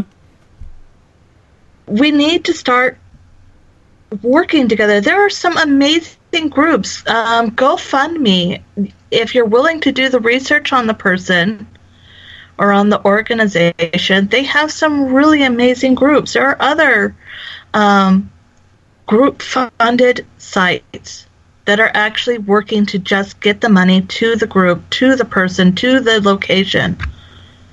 There's individuals in the community who are trying to do it too. Some of the big groups, yeah, they're a little scary now, but you know what? At least they're trying. Yeah. You know, it's just perspective. I used to find a lot of those, you know, back in the Second World War, people were asked to, you know, donate all their metal because we need to fuel the war machine. You know, give us your old pots and pans, and the kids would go through the blocks. So the Boy Scouts would be collecting all the metal, and off they went. That was all psychological.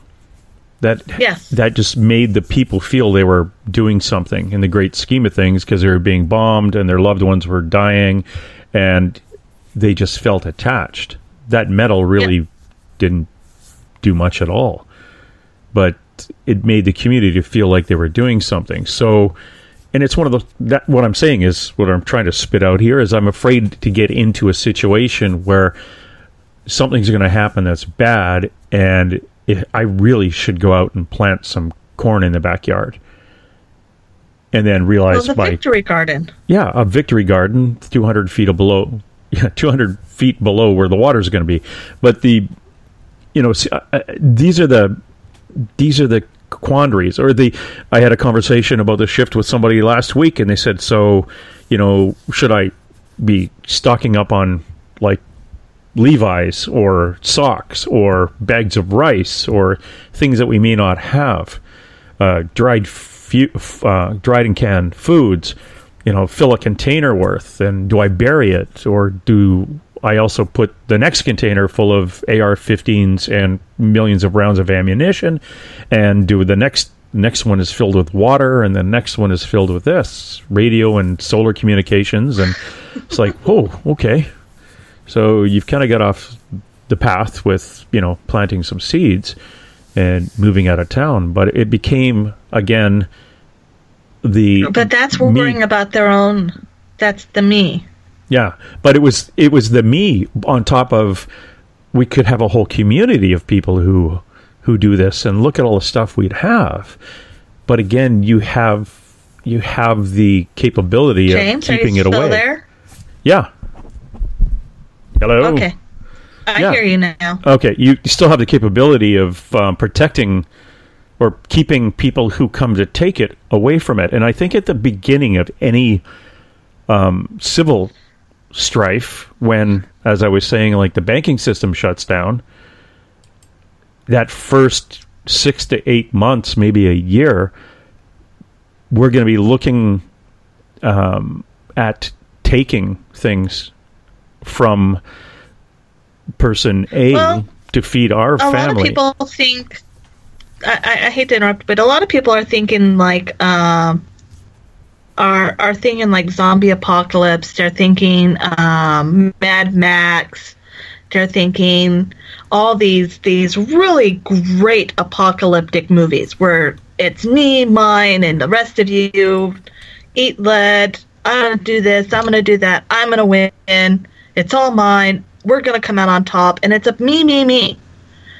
You're right. For the first little while, it's going to be me, me, me. And then you're going to run out of something. And there are going to be... This is where that really big civil distrust and dispute is really going to thin the herd. When you say thin the herd... Because... when you thin a herd, you kill off the weak. Yeah. And look what happens in a riot. Look what happens in a revolution. The people who get hurt the most are the people who can't defend themselves. Yeah. So, where do you want us to defend ourselves? No. So, I want you to take care of yourselves. I want you to look out for each other. But this is part of that me mentality.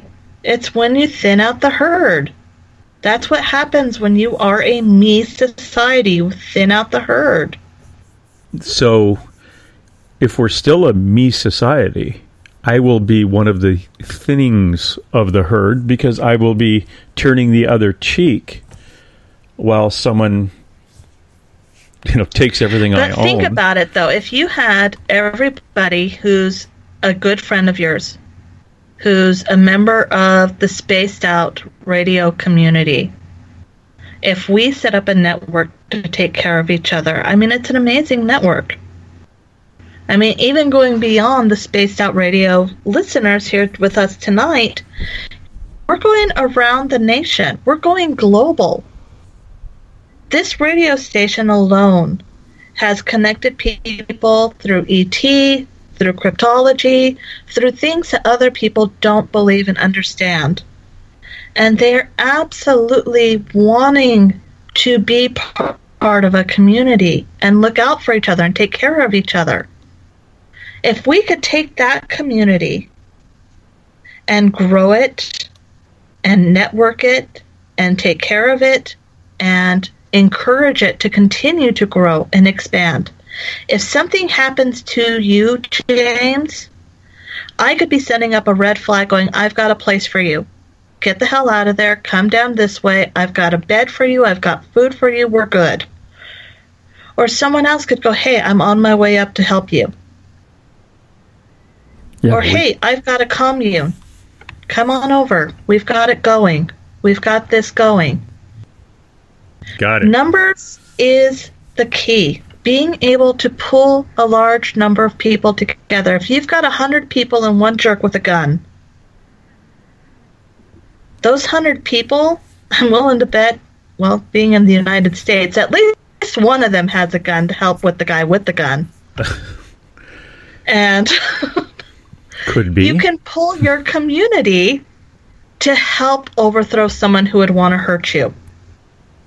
Yeah, I understand that. If you put out into the community that you need food, we can get you food. If you need to get across the border, we can get you across the border. The problem is the civil unrest is said to come after the banking and electronic collapse. Yes. So how do I get a hold of you? Smoke signals. Yeah, you and your Snapchat. Pony Express. Pony Express. There's always a job market. What? And I apologize, Skeeter. What is your spirit guide who is coming through? She had a odd name. Charlie. Funny. And Charlie says if you go back to the World War II with the Nazis, she says tons of messages got in and out without any electricity, any communication, no Skype, no Facebook, no nothing. We got our messages in and out, and we saved hundreds of thousands of people from being terminated. Yeah. We saved as many as we could using underground systems. If I was to write a note and give it to my friend, say, take it to Skeeter Welhouse, she lives down in Washington State, you may get it eventually. Because there's not a lot of Skeeter Wellhouses down there. So, she'd have to get across the border, which could be a little bit tentative.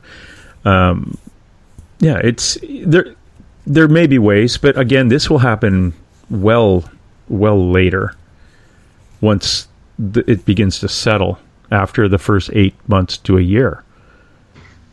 Because it's that time that I would predict we'd be going a little bit haywire. And it's just like when I used to have to go tell somebody that a loved one had died.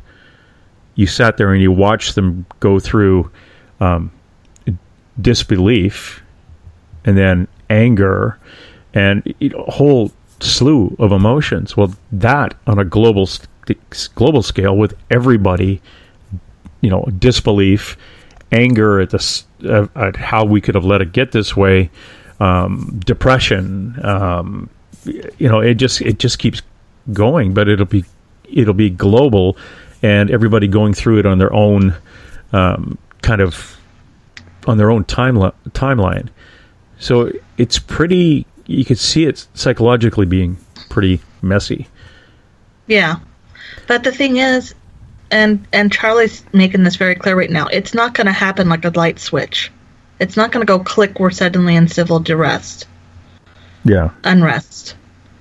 It's going to be gradual. And if you're smart, Gabrielle already moved moved off the island to the mainland. Me, I've already moved from New Mexico to Washington State, and eventually I'm going to marry a Canadian and move up that way. Your husband will probably have something to say about that. Yeah, he can marry a Canadian too. Yep. Yeah, it depends how bad it gets down there. You just come up as a refugee.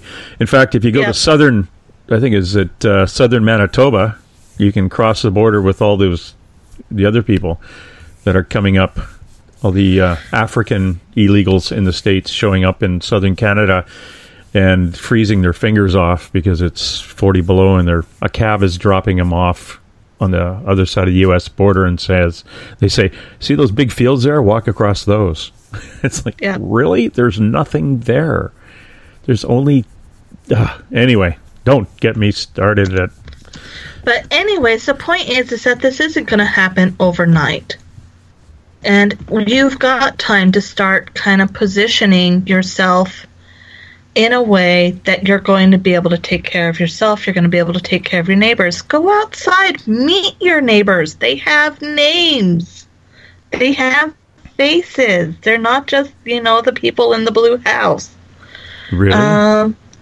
Really? Go I understand. I still live in an older neighborhood. We know everybody, and we all cover each other's back. But, my neighbor, I'd see him run down the street with a hockey stick, literally running down at dusk with a hockey stick. I'd grab a baseball bat, and I'd be running out with him saying, okay, what are we chasing? There was a guy breaking into my car. Okay. That was it? I thought somebody kidnapped your dog or kid or something. What are you going to cross-check him into another car? But anyway, yeah, we all do that. We all cover each other out. We look out for each other. The big city, Vancouver's only down the road about half an hour. You could live there and for 20 years and never know who lives either above you, below you, or beside you. It is a horrid change of culture since I grew up here. And it is more of an I culture. We are a huge immigrant city now. Since about the mid-1980s, we used to say, it's a really nice place, you should move here. Damn it, if they didn't listen. So it's, I feel like when I used to go to Hawaii when I was a kid, and the Hawaiian kids would say, hey, this beach, locals only. And I thought, oh, that kind of sucks. But now I know exactly what they feel. It's like, oh, Vancouver? No, locals only. Oh, well, yeah. No, I just moved here, so I am local, right? Nah, get away. The Hawaiians actually have a really good reason for being a little bit of protective over their land, and that's because it was literally stolen from them. Oh, I wasn't talking about the natives. I was talking about the white folk. Oh, they're not anything important. The Howleys, just ignore them. Yeah, but they were saying, oh, this is locals only. Well, yeah, they were local. They were born there in the 60s or 70s or something, but they were local. Yeah, actually, in parts of Hawaii, you still can't own land. It's just leased. Yeah. Parts of my area, too, within about 10 miles of here, you can live in these gorgeous mansions right on a golf course overlooking a nice flowing river, watching the sunset. It's not your land. It belongs to the Musqueam First Nations. And you sign a 99-year lease. Well, a lot of those places, the lease is coming up in the next 20, 30 years. And these mansions, they're going to have new occupants. So it's going to be quite funny. You really can't pass down that home in your family. You don't really own the land. Yeah, that they have that issue in New Mexico with all the Spanish and Native American grants. You sometimes own your land, and sometimes you don't, and you can build a big, beautiful house on it, but you can never sell it. You just have to pass it on. You have to leave it in a will, and you can't make any money off of it. Oh well, that's why you live where you do, somewhere in the bush in Washington State. You and the squishwashes and the mocking jays and all those other wild animals out there. Yes, what does vicious squirrels? The vampire squirrels and grizzly Bambis. When we're not on air, have me tell you about the bunny rabbit from yesterday. No, that's freaking me out already. We should actually tell the listener about the remote viewing you did to send a murderer through the light. That was kind of weird. Anyway, that was for another show. That was good. That was cool. For next week, we'll talk about that on the next time you're on. The connecting to your guide, Charlie, talking about civil unrest. Again, we've been talking about like this is going to happen, but we still have a choice globally. And I don't mean individually. It starts individually, but globally this has to change. You were saying that the shift was supposed to happen in the past and something changed. Yeah, the shift was originally supposed to occur. When did you say, Charlie? I hate it when I channel you and you don't leave notes. If you don't remember, I do. Okay, you tell me, because she's not sharing. It was in the Reagan administration. That's right. In the late 80s. Yes. And the reason it didn't happen... It was supposed to happen in the 80s. Yeah. And the reason it... Is, what happened is that he did the big speech about Gorbachev, drop your walls. And it actually inspired people enough to actually bring down the walls. And this is the wall in Germany. Yeah. The Berlin Wall. Thank you. Thank you. What are you, psychic? The Great Wall of Germany. So the wall came down. It connected the two parts of Berlin again. The Soviet Union kind of backed down from all their outward global rhetoric, and the Cold War kind of drifted away. At that point, it saved us from the shift. The shift being a cleansing. Yeah. Correct? Correct. If that didn't happen, Charlie, what would have happened? And in what time frame? That one would have ended nuclear. That would have been a nuclear cleansing. That one was really scary. In fact, the other guide, Mercedes, was actually in on that one before Charlie completely took over. And Mercedes says that we were actually set up for a massive nuclear winter. And had not everybody come together and said, it's time, we genuinely need to do this,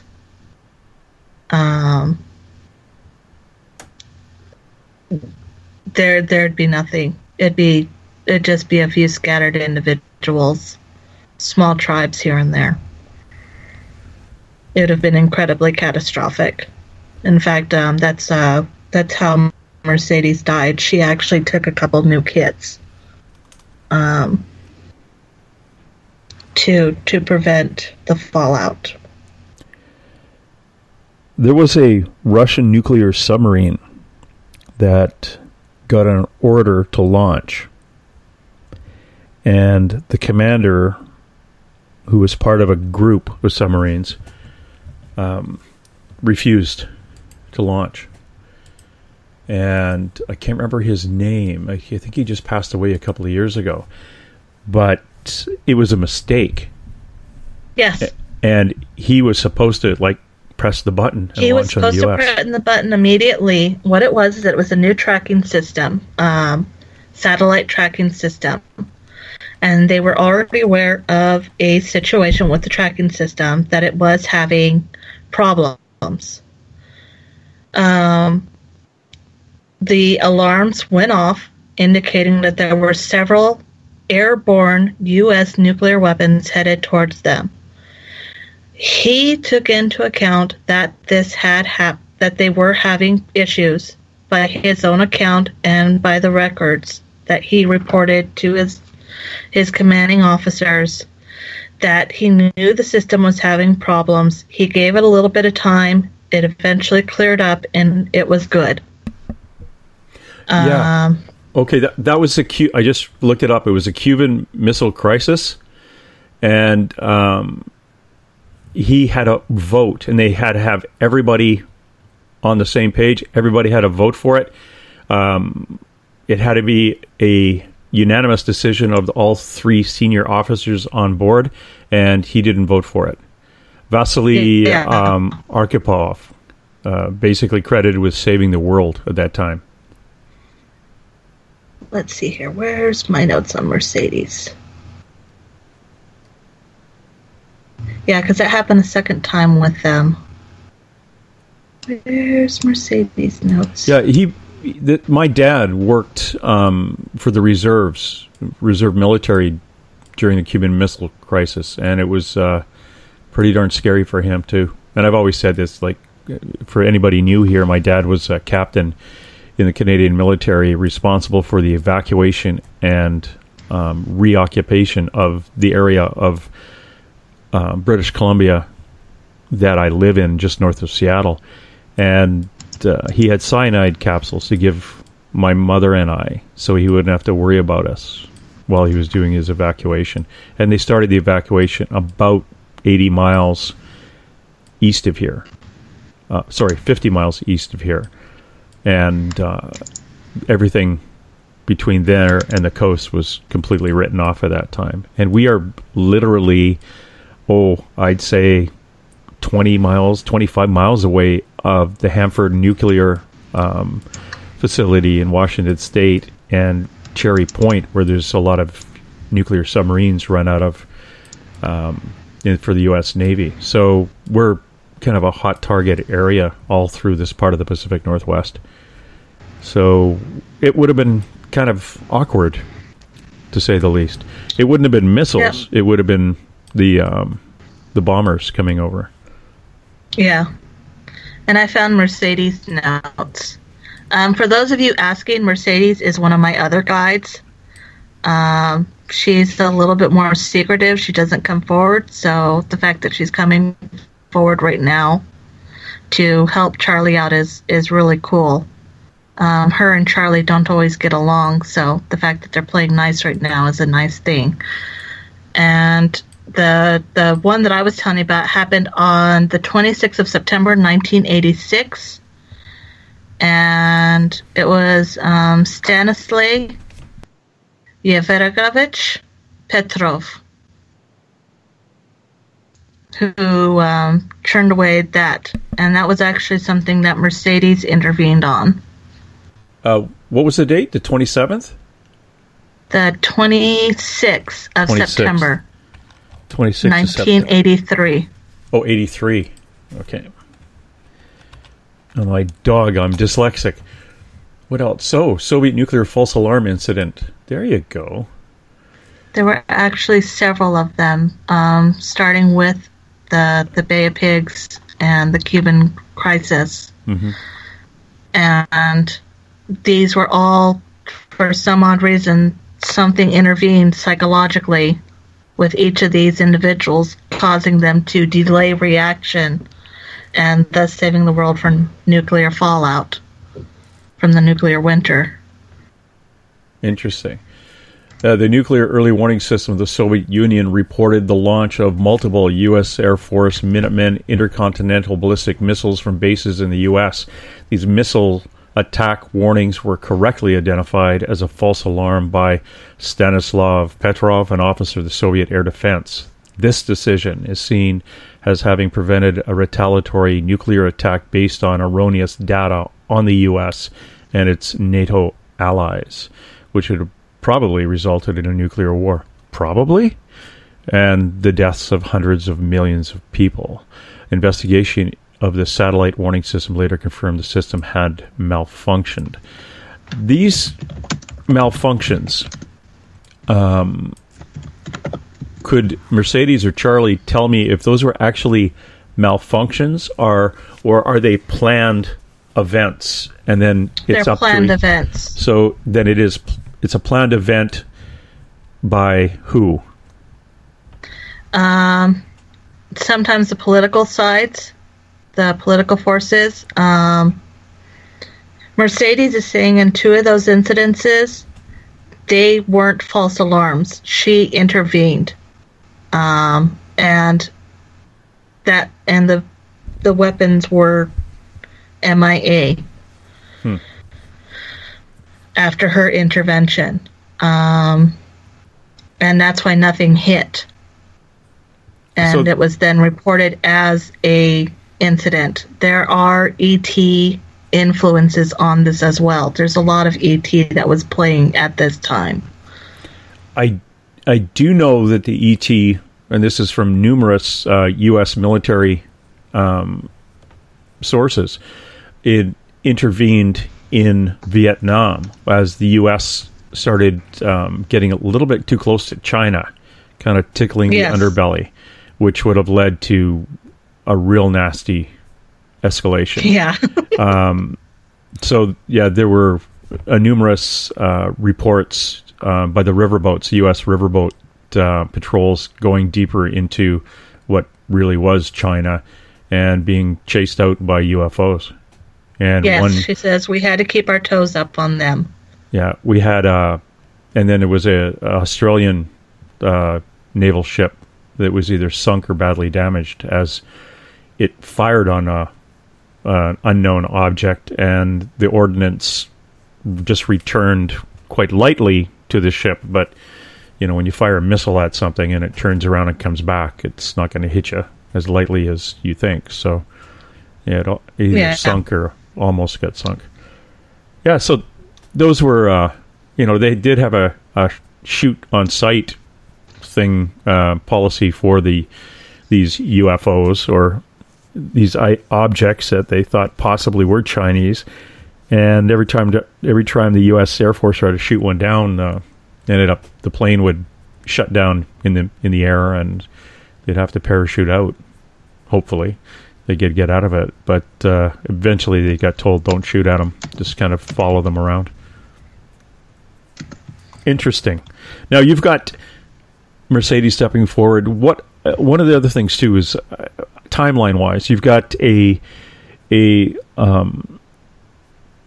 infrastructure of North America goes, and I'm going to come back and discuss a little more of that infrastructure going right after this, eventually. Now, we're going to have a short break tonight. Tomorrow, we're going to push it back up to, let's push it up to about a 7-minute break. But tonight, I'll give you all a 6-minute stretch. Come back with more on the shift. Skeeter Welhouse. After this lovely word from Eric Markham and Dave Scott. Hi there, this is Dave Scott, and I would like to invite you to listen Monday through Friday right here on Spaced Out Radio. 3 hours a night of the top stories with the top guests, ranging topics from UFOs to ETs, ghosts to Sasquatch, and everything in between. We are live every night, 9 p.m. Pacific, midnight Eastern. So come on in and take a listen at spacedoutradio.com. Spaced Out Radio will take you out of this world. Hi there, this is your psychic medium Joanna, and I would love it if you would join us every other Sunday on Spaced Out Weekend. With host James Tyson, we'll bring you personal psychic messages on 2 mediums and a large. Questions about love, life, career changes. We would love it if you would come and join us live. Call in and listen in for the experience. Allow us to open the doors to your other side. 2 mediums and a large, heard only on Spaced Out Weekend at spacedoutradio.com.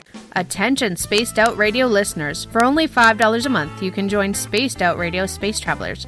Your membership at spacedoutradio.com will give you access to private fan area on the website, get you a monthly newsletter, draws for monthly swag, and a whole lot more. Sign up today to become a part of the Spaced Out Radio experience.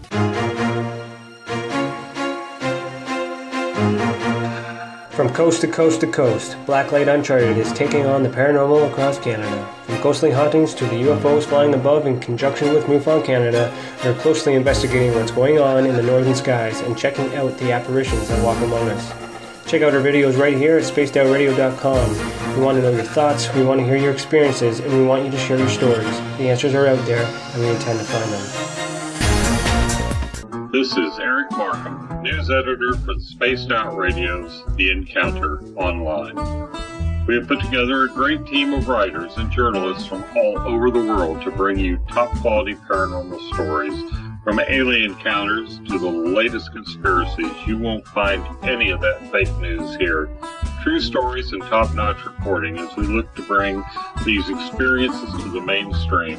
The Encounter Online, only at spacedoutradio.com. For over 40 years, the Purple Energy Plates have been delivering amazing results for their many customers.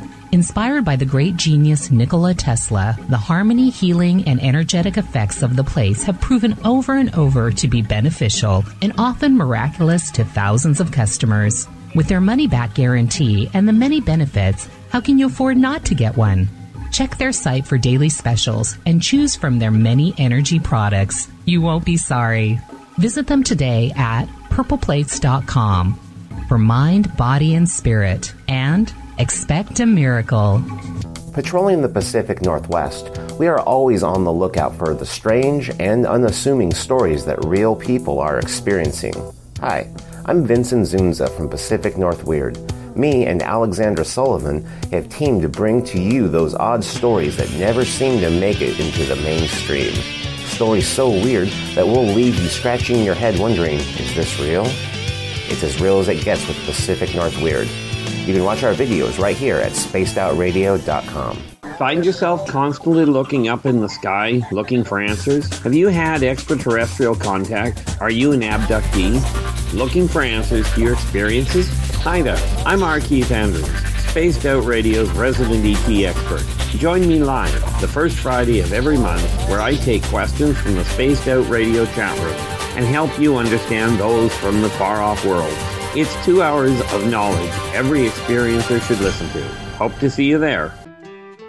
The third Monday of every month, Spaced Out Radio is going to bring you a different look at everything paranormal.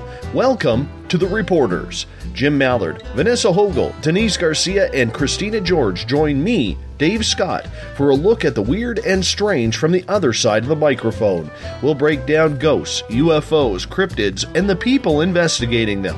The paranormal media has never been heard like this. Come listen to The Reporters. Hey everybody, this is Patrick Webster Small, and I'm here to bring you the Webster Phenomena every Saturday night, live at 8 p.m. Pacific, 11 p.m. Eastern. If you're looking for aliens and extraterrestrials, well, we've got them. Big and tall, short and small, you're bound to find what you're looking for, so join me on the Webster Phenomena right here on Spaced Out Radio. Hi there, this is Jolene with Rivulet Reiki and Readings, and I want you to relax. Let me help you chill out and get in touch with your body, mind, and soul. In this busy world, sometimes we need to let go, and this is where I can help. Visit my website, rivuletrndr.wix.com/rivuletrndr, or my Facebook page, Rivulet R&R, to set up an appointment for relaxation, Reiki, or readings, no matter where you are. It's time for you to make time for you. You hear footsteps in the empty room above you.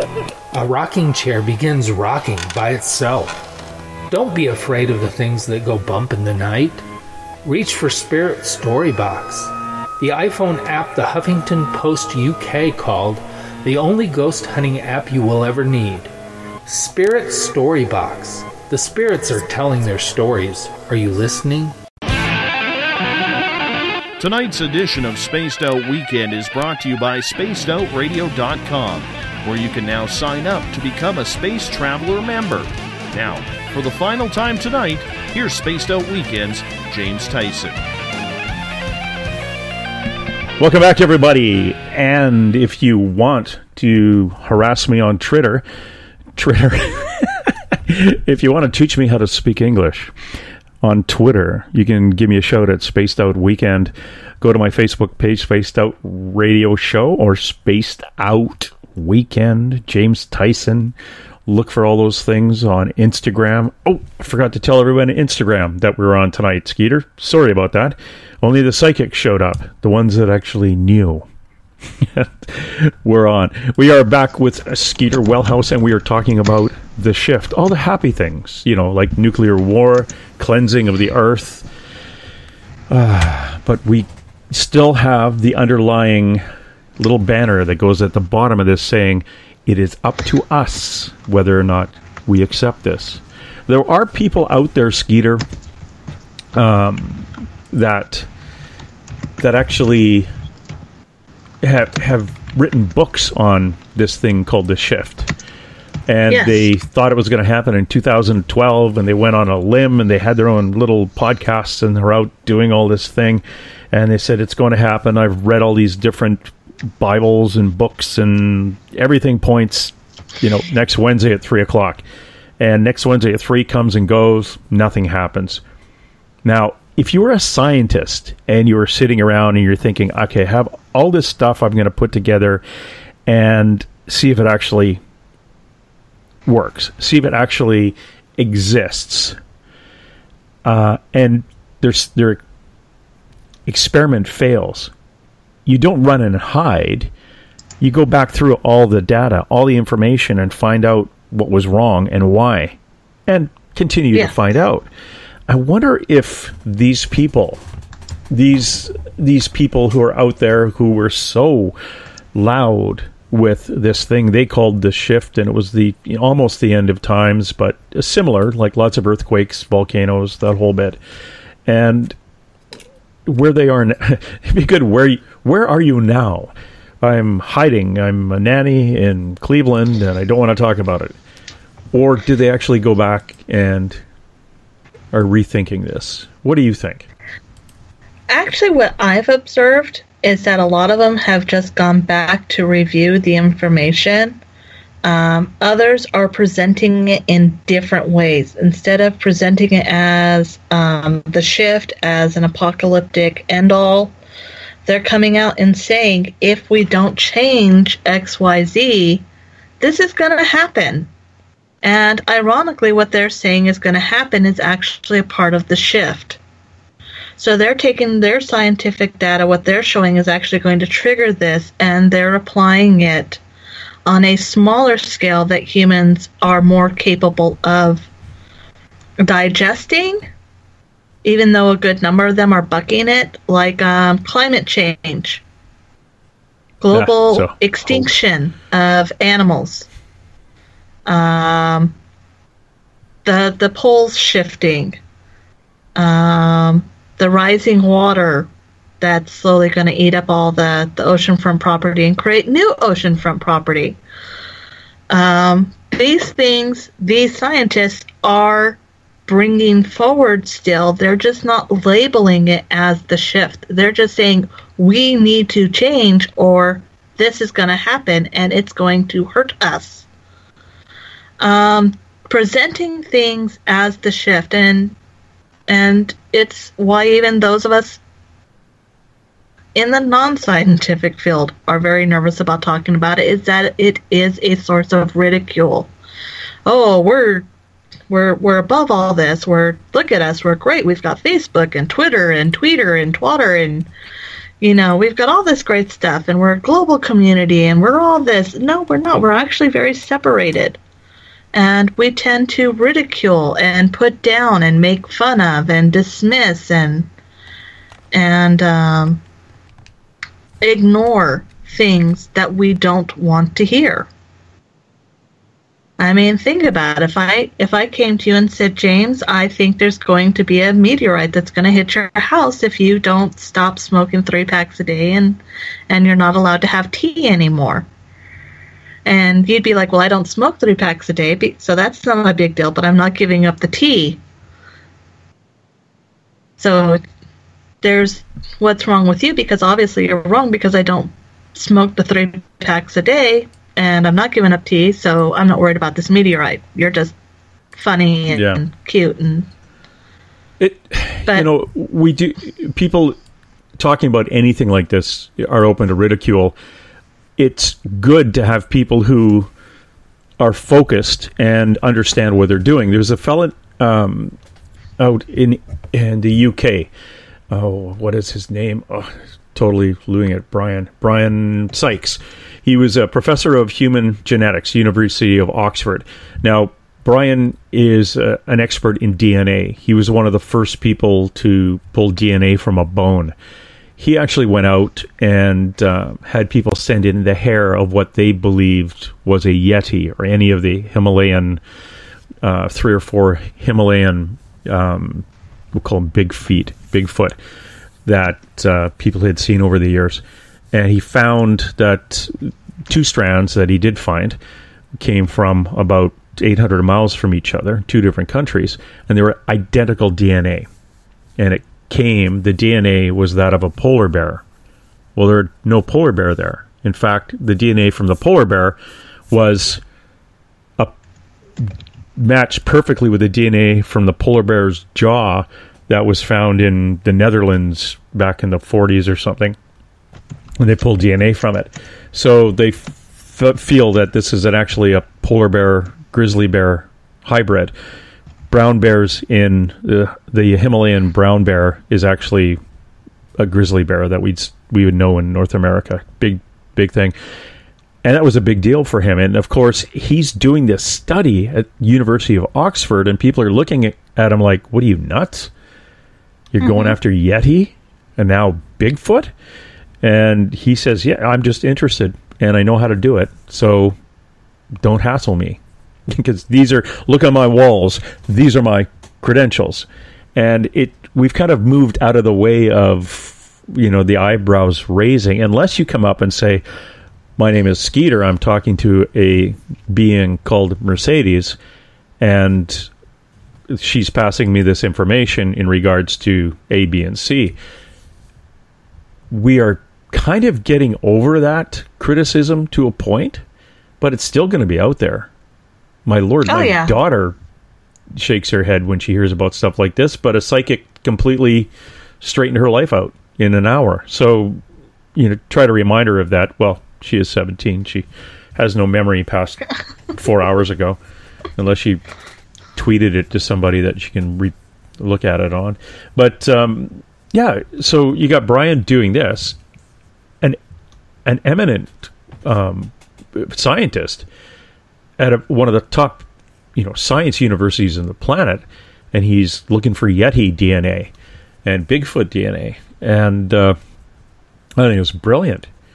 And just so you know, I do believe it's the hybrid polar bear, ancient polar bear, and grizzly bear mix, because we actually have the grizzly polar bear mixes in North America right now, which are pretty freaky. But even the 1959 photo up there of the big footprint, it just appears to be a double step of a grizzly bear or a Bigfoot bear. But anyway, whole other story.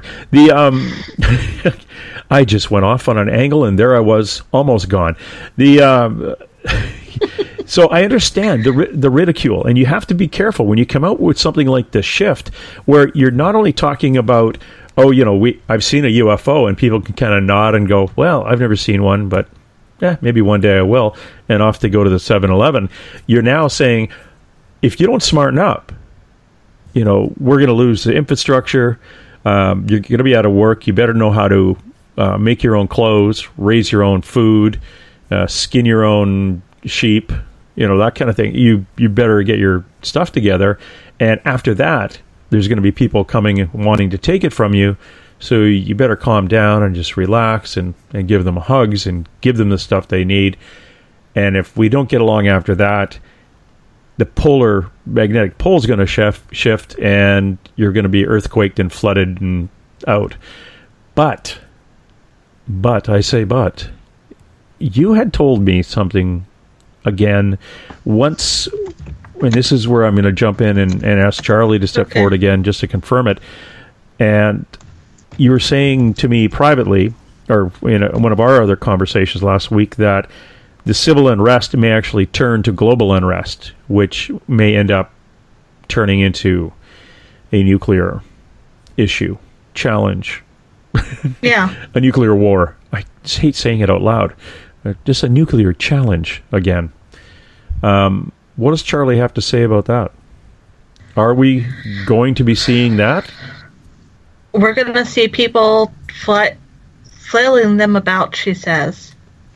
She says what it is that people, when they feel threatened, when they feel scared, it's just like an old-fashioned Bugs Bunny cartoon. One grabs a gun, one grabs a bigger gun, one grabs a cannon, one grabs a bigger cannon, one grabs the missile launcher, the next one grabs this.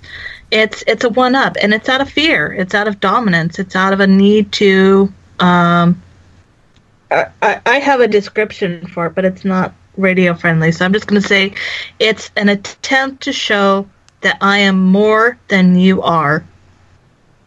And it's at the expense of those beneath them.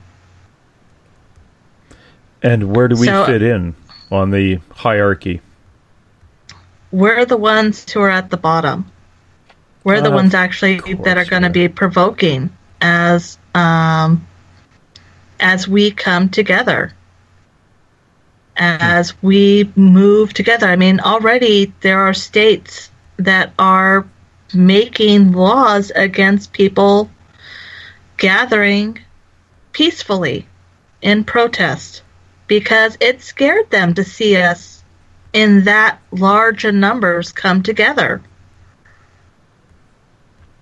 Yeah, and those are all civil rights. So as you chip those away are all at the civil rights. Yeah. But look at other countries where there have been periods of mass collections of humans. Yeah. They very, very aggressively try to snuff it out.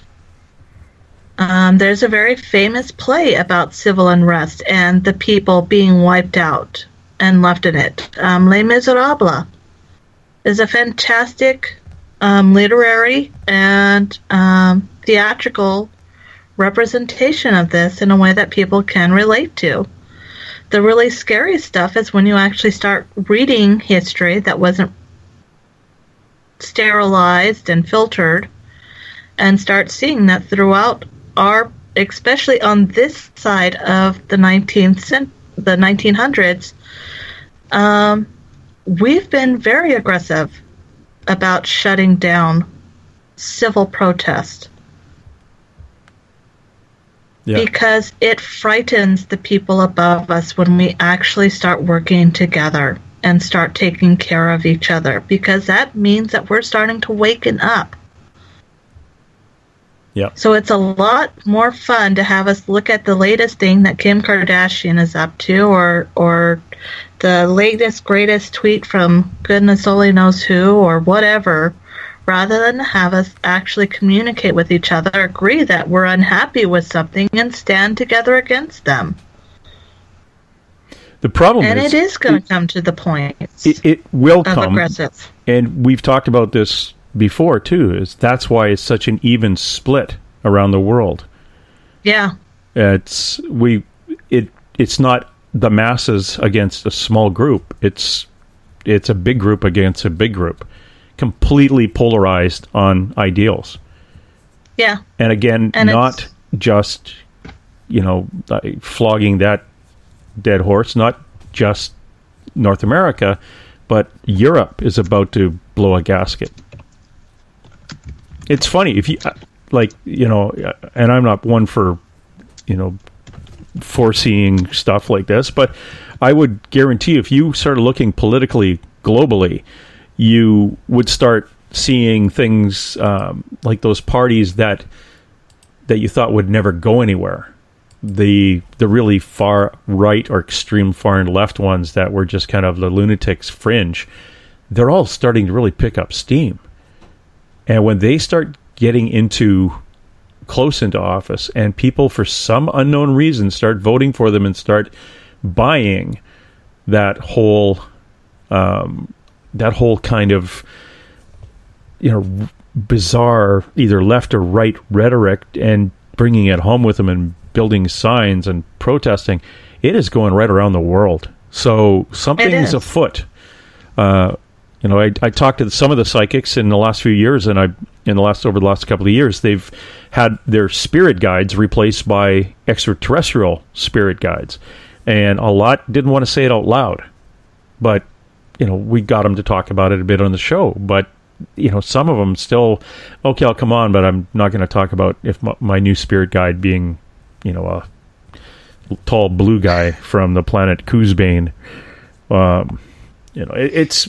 It's weird. There's so many things that are happening. We got this whole paranormal thing coming. We've got people seeing more spirits than they had for years. We've got people understanding that there most likely is something else after we die with our energy.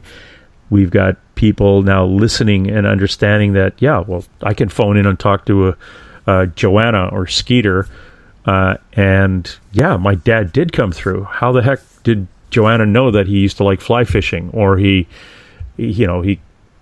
wore a monocle and he was left-handed and had one leg? She can't know that stuff, and she can't know the stuff that she's saying. And it's not a cold reading. It's not in general. It's very, very precise. So people are understanding that stuff exists.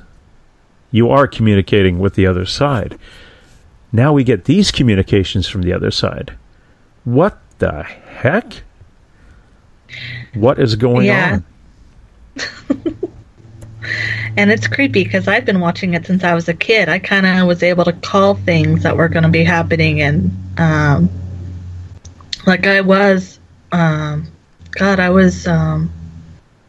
would think I was in middle school when the wall came down. No, we can't blame you then. No. And it was interesting because my dad said, "Oh, this is really great history," and I said, "What do you mean? I already knew it was coming down." Oh. And my dad's like, "How did you know?" And I said, "Well, they told me." Who? Okay. Well, the guys who live in my closet.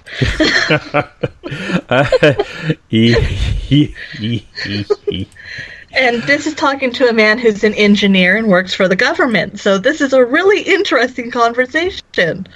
But,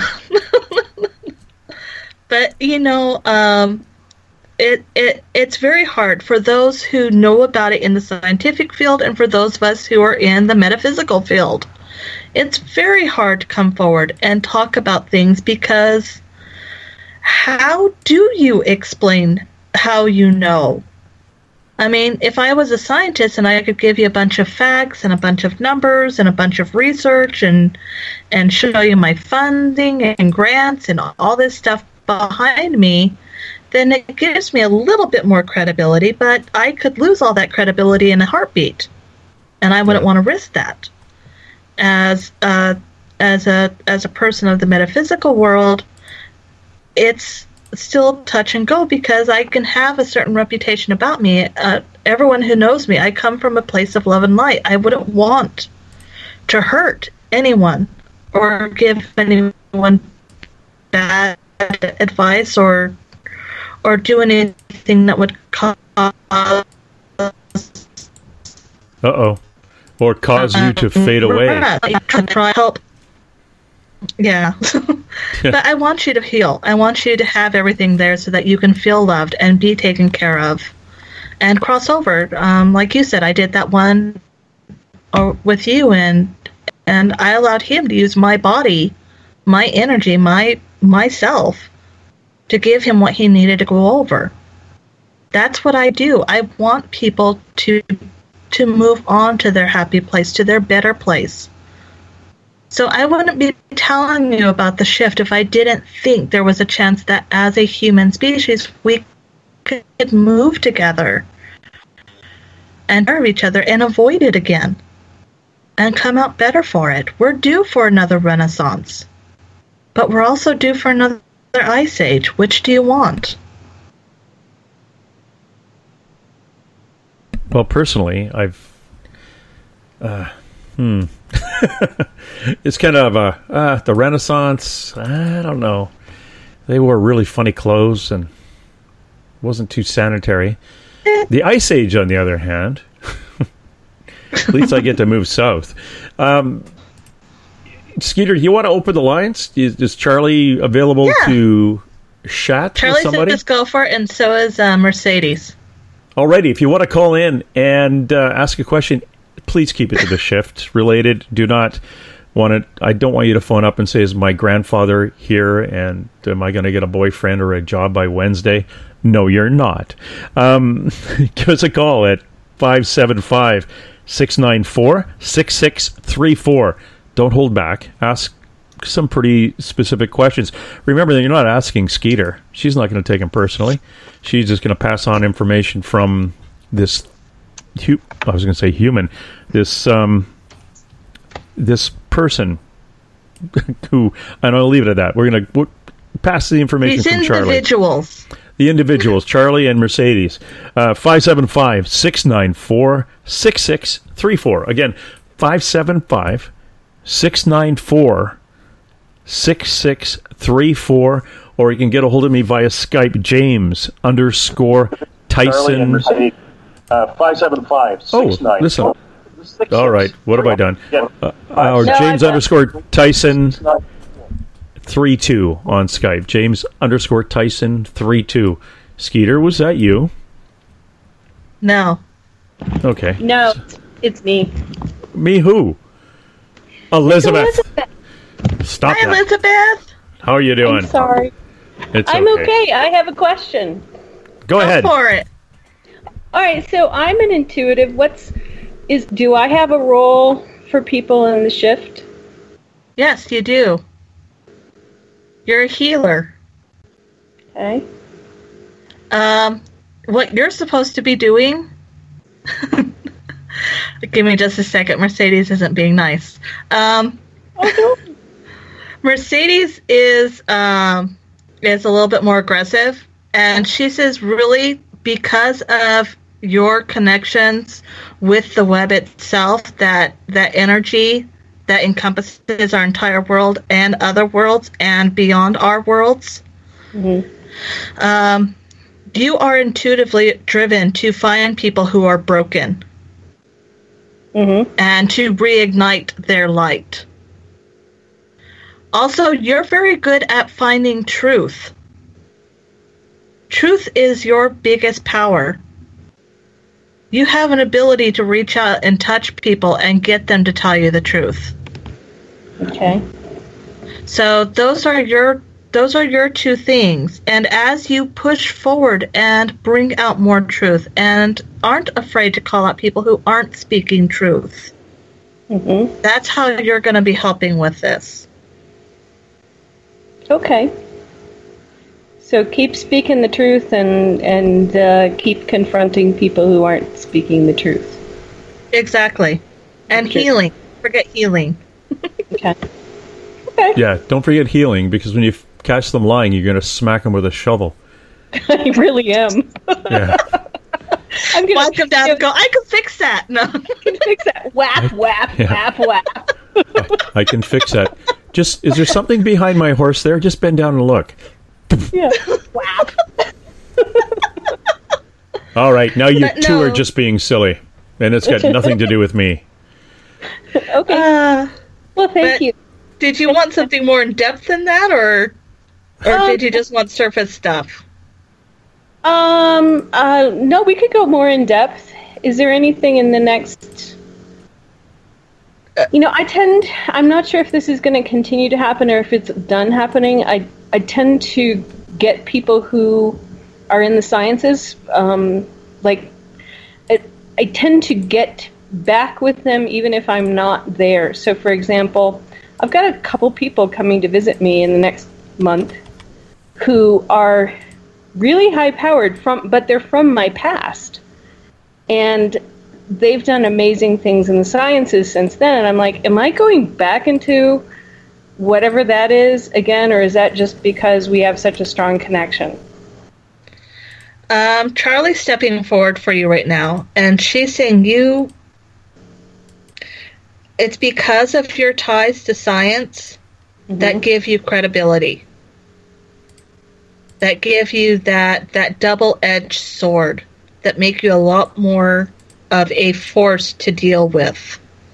She says ideally going back into the sciences would be good for you because it would tie you into more of the information that is strictly on the shift on a global matter. I'm actually seeing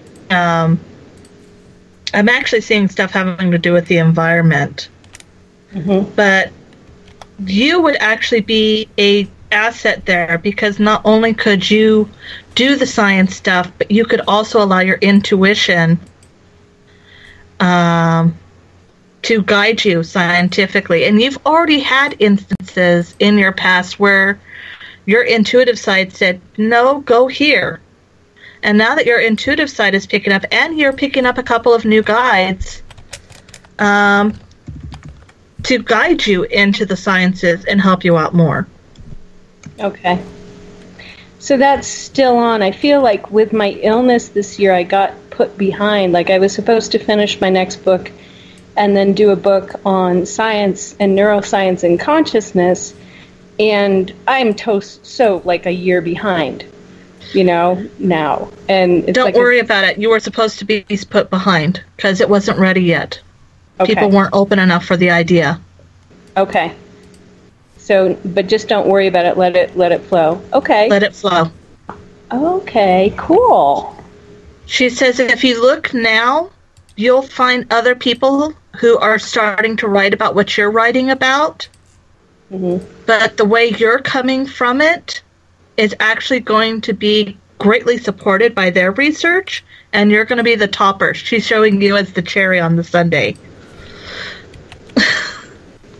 But I'm not there yet. Like, I can't even conceive of what... I know what I'm supposed to be writing about, but I'm not even sure of how I'm supposed to be writing. And it's like, here, start writing. What am I saying? I don't know, just start writing.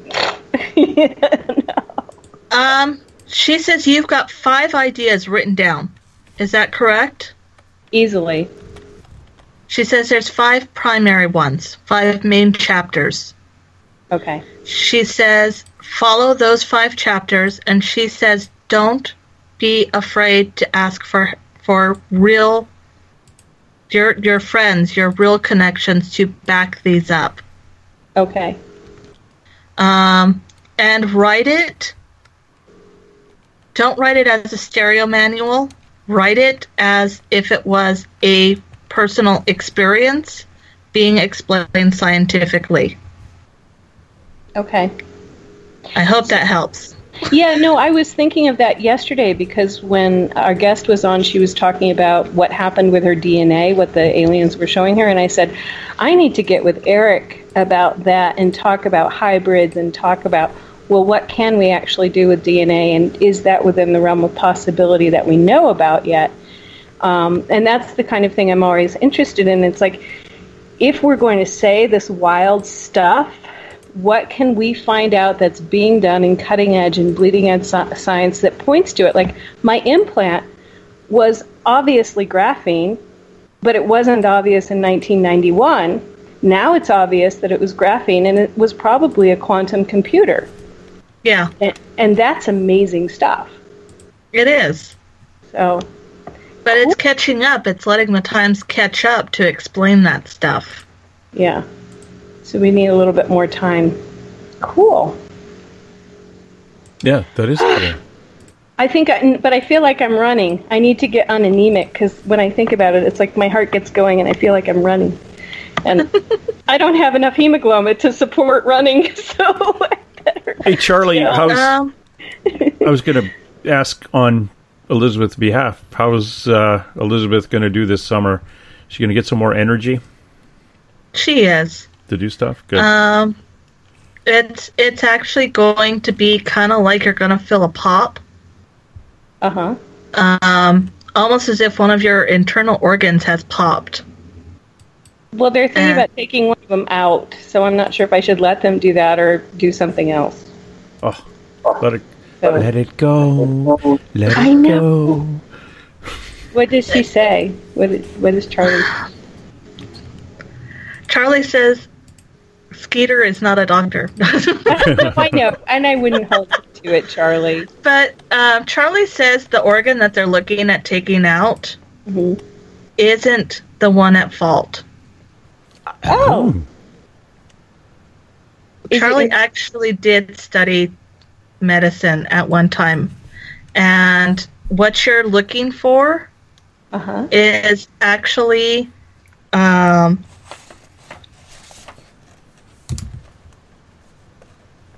what she's showing me is the thyroid. That's what I was going to say, because if it's not that one, it's got to be the thyroid. And she says the thyroid is actually creating something that's agitating the other one. Okay. And the other one is not the one responsible. It's the thyroid. Okay. So do what you have to. So I should do what I have to do for the thyroid, and the other one will stop its shenanigans. Yeah. Got it. Cool. Going to do the thing. Thanks, Charlie. She says, "I love you. Keep taking care of people." Okay. With my shovel. Yes. Yes. The big shovel. The snow shovel. Off you go, Elizabeth. Global cooling. Cut it out. Hey, Charlie. But yeah, take care of the thyroid and it'll be good. Okay, thanks. Charlie, is global warming 100% man-made? Yes. You little weasel. No, it's says, not. Really? Really? And she said yes. Yes. Shut the front door. Oh. She says once we get off of the petrol fossil and the fuels. synthetic fossil fuels, she says we'll see the difference. Once we get off of these old fossil fuels, then it'll be over. Paisley wants to know the call-in number. What is the call-in number? The call-in number is 575-694-6634 or James_Tyson 32. And I'm waiting. Right, guys. I'm waiting for her to call. Just kidding.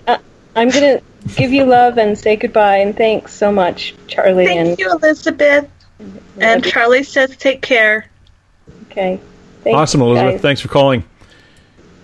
Definitely have to use that mic more than the other one. She's not sounding like she's in a well. What happened? Oh, she's got a good mic. Oh, do you think Paisley was just kidding about the call-in number? She's like my mom. No, I put it in the chat for her. Now she wants to know the Skype again because I didn't type it. Yeah. Do you want to type it in? I can, but it'll disappear relatively. If I type it in the actually, Trip and Fool is on this chat. Is will we ever, or we will never get off of oil due to greed? Is that true, Charlie?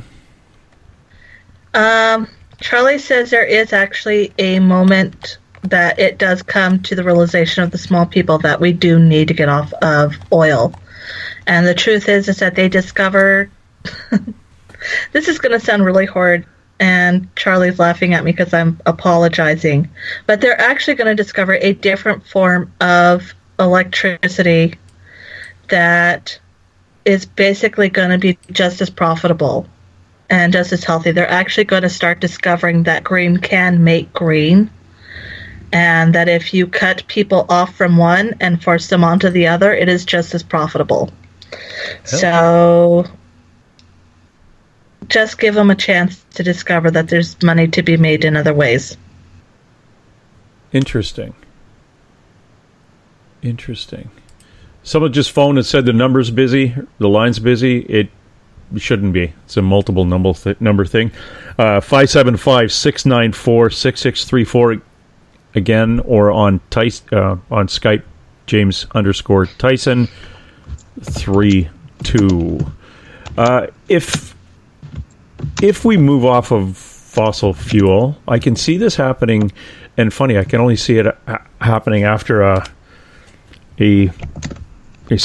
like the let's call it infrastructure shenanigans, where we're going to not be driving and not be flying and not be in ships going across the sea. We'll be in little gardens and doing stuff ourselves, and for me up here missing out on those strawberries that come from California in the middle of winter and never seeing an orange again.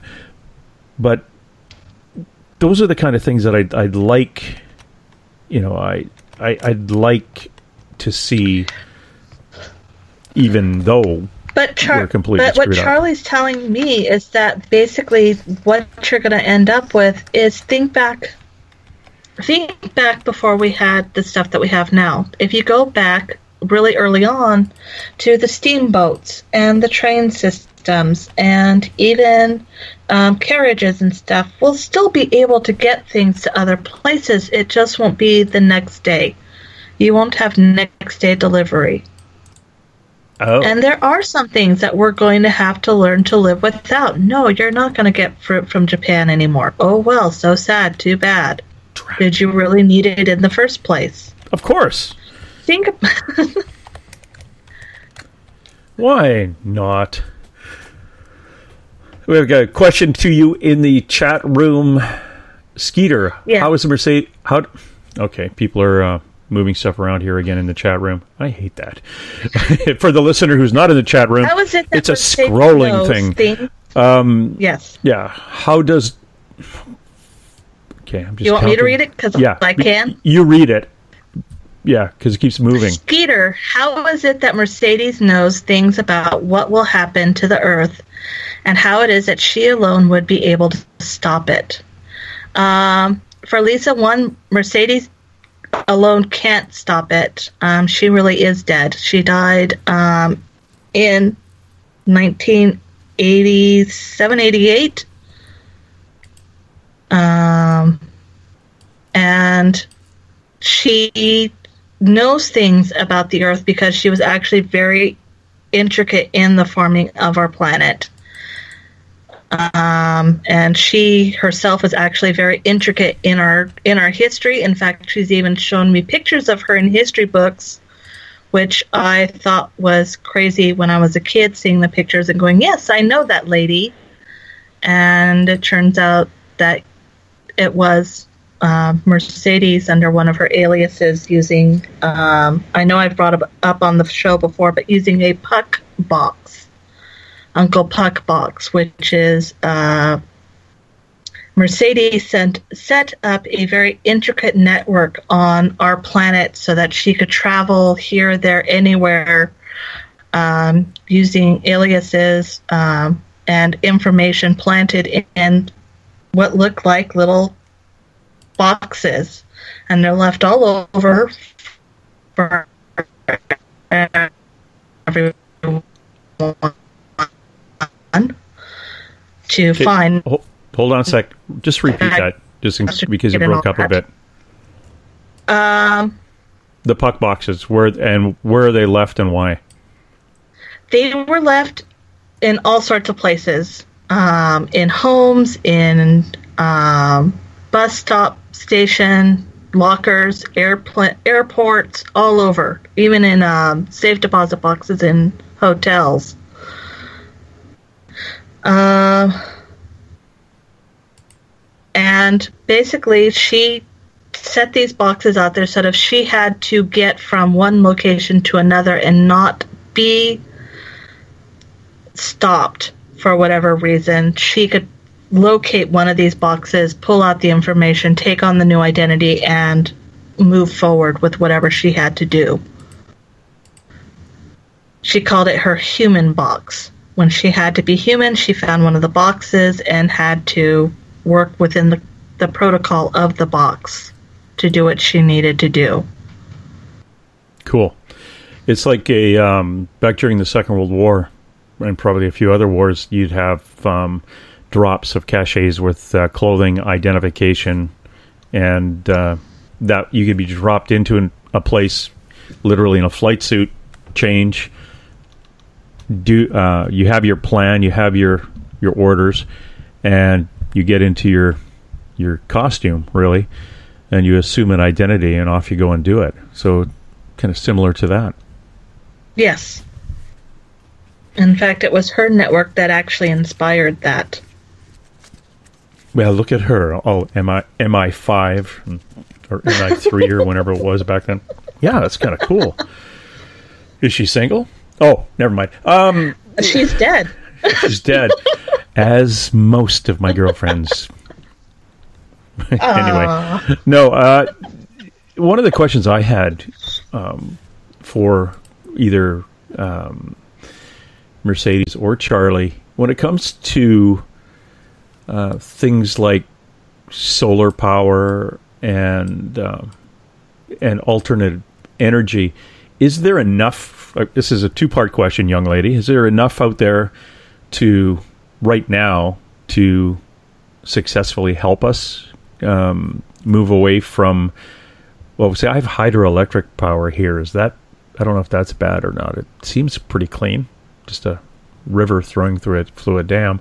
But the areas that count on coal and burn oil for power, do we have enough knowledge in solar energy to have that replaced? Charlie says we're getting there. In fact, there's been some amazing innovations as of late with particularly solar and wind power. And there is enough. It's just getting the resources out there. Mm-hmm. Making it much more cost effective to share it. Making it so that it's not competing with the dirt oils and petroleum and all that stuff, fossil fuels. Yeah. So it is available. There are countries that are utilizing it. There are small countries that are that actually have sponsors bringing this stuff in to help break down those barriers. It's amazing the information getting out there. There's a wonderful gentleman. I want to say he's in China, and he's in one of the outskirt, suburbs of one of the major cities. And the area is actually very poor, and the students, they don't really have the electricity. And he's actually invented a wind turbine utilizing the trash around their area. And I don't think it's China, so please forgive me if I said the wrong country. But he's basically invented these wind turbines that sit on top of the homes, and it creates just enough energy for these kids to utilize a light and to run their computers or other devices in the home for a short period of time so that they can study and get the information and work done that they want to or need to. Very cool. So it's out there. It's just getting it into the hands of those who really need it and utilizing it more.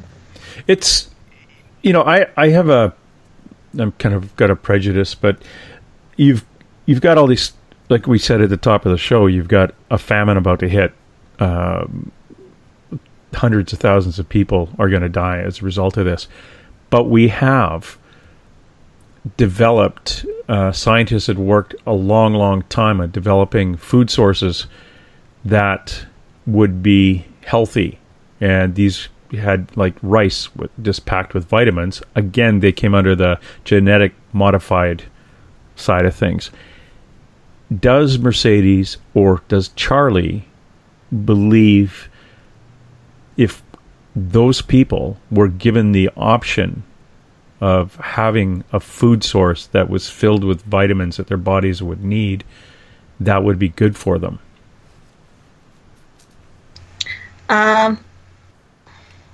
Mercedes is actually going to take this one. Famines have come and gone because there's always someone who's going to be offering something that sounds good but isn't good. And people aren't stupid. The other thing is that very little is given without a price, which is the other reason people tend to not want it in the end. The famine that is happening right now is avoidable, and I'm sure that many of them would be going, I'll take it. Whatever it is, I'll take it. The thing is that there shouldn't be a need to force something that is genetically modified on them. Why? There's actually some really neat technology out there that is pulling water from the air, pulling water from fog, from the mist in the air, even in very dry areas, they're discovering ways to farm. Is this from Mercedes right now? This is from Mercedes. Okay. And Charlie's stepping in a little bit. Charlie is showing me something that's actually out right now. And it's specifically for farming in the desert. There are ways to help them that don't involve potentially making them sick. So are you saying genetically modified food is not healthy? I'm going to tread real carefully on this one. No, it's basically a yes or a no. Charlie's going to say yes. It's not healthy. It's not healthy.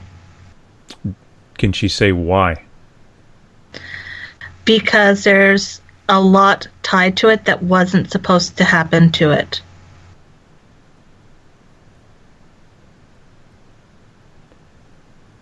So pretty well all corn. She says when we modify something that isn't supposed to have been modified. No, she says that's not genetic modification.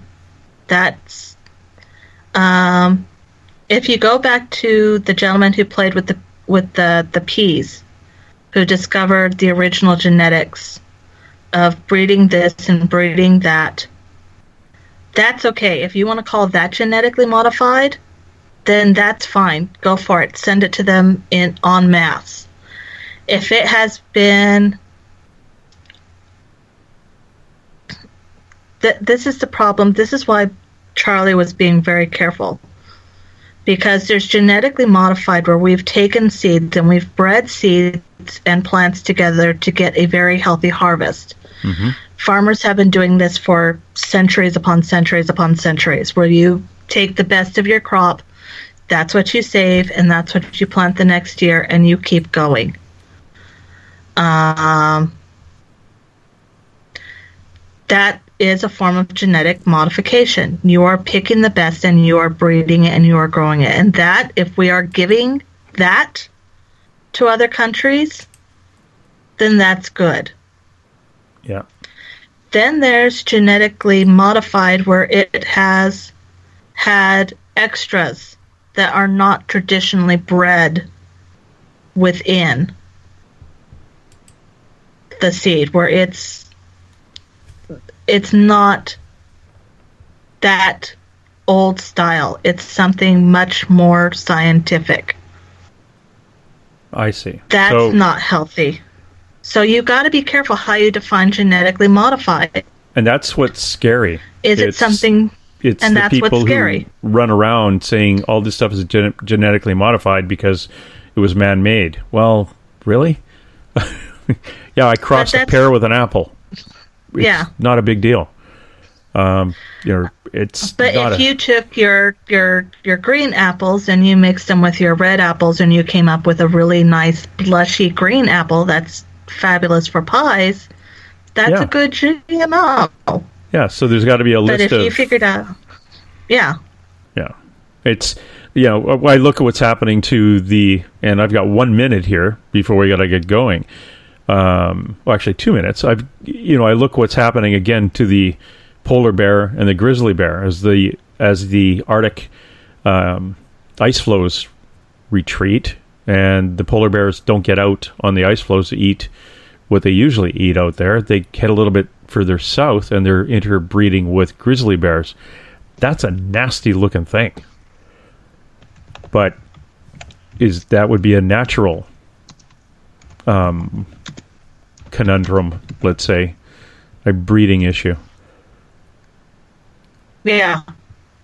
Yeah. So no, it just is what it is. Oh. And you just got to be careful how you define it all. Humbug. If I was king, then Mercedes. Hey, is Mercedes coming back?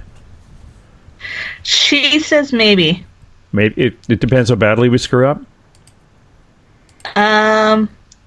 Mercedes won't be coming back in this lifetime, and there's a reason for it. She will not be returning.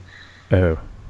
Charlie is is the one in charge right now. As even though she's dead, she is currently working in our world. Excellent. Thanks, Charlie. Drop in anytime. Not tonight. You'll scare the pee out of me. I'd like to thank everybody in the greater Atlanta area, WQEE 99 Rock the Key, as well as everyone listening to us around the world. Thank you very much, Skeeter. My pleasure. Thank you, Charlie. Honor. Thank you, Mercedes. And we'll be back in 2 weeks with another little chat about this shift. And you keep an open mind. That's it. Let's roll. And hey! Let's be careful out there. Far over the snow, what are those voices? They sing as they go. What are those voices? Look up for the mountain. Because somebody hide, somebody better hide on through the hill, like a pack of angry wolves on the trail. Dead or alive, we are out to get you, dead or alive.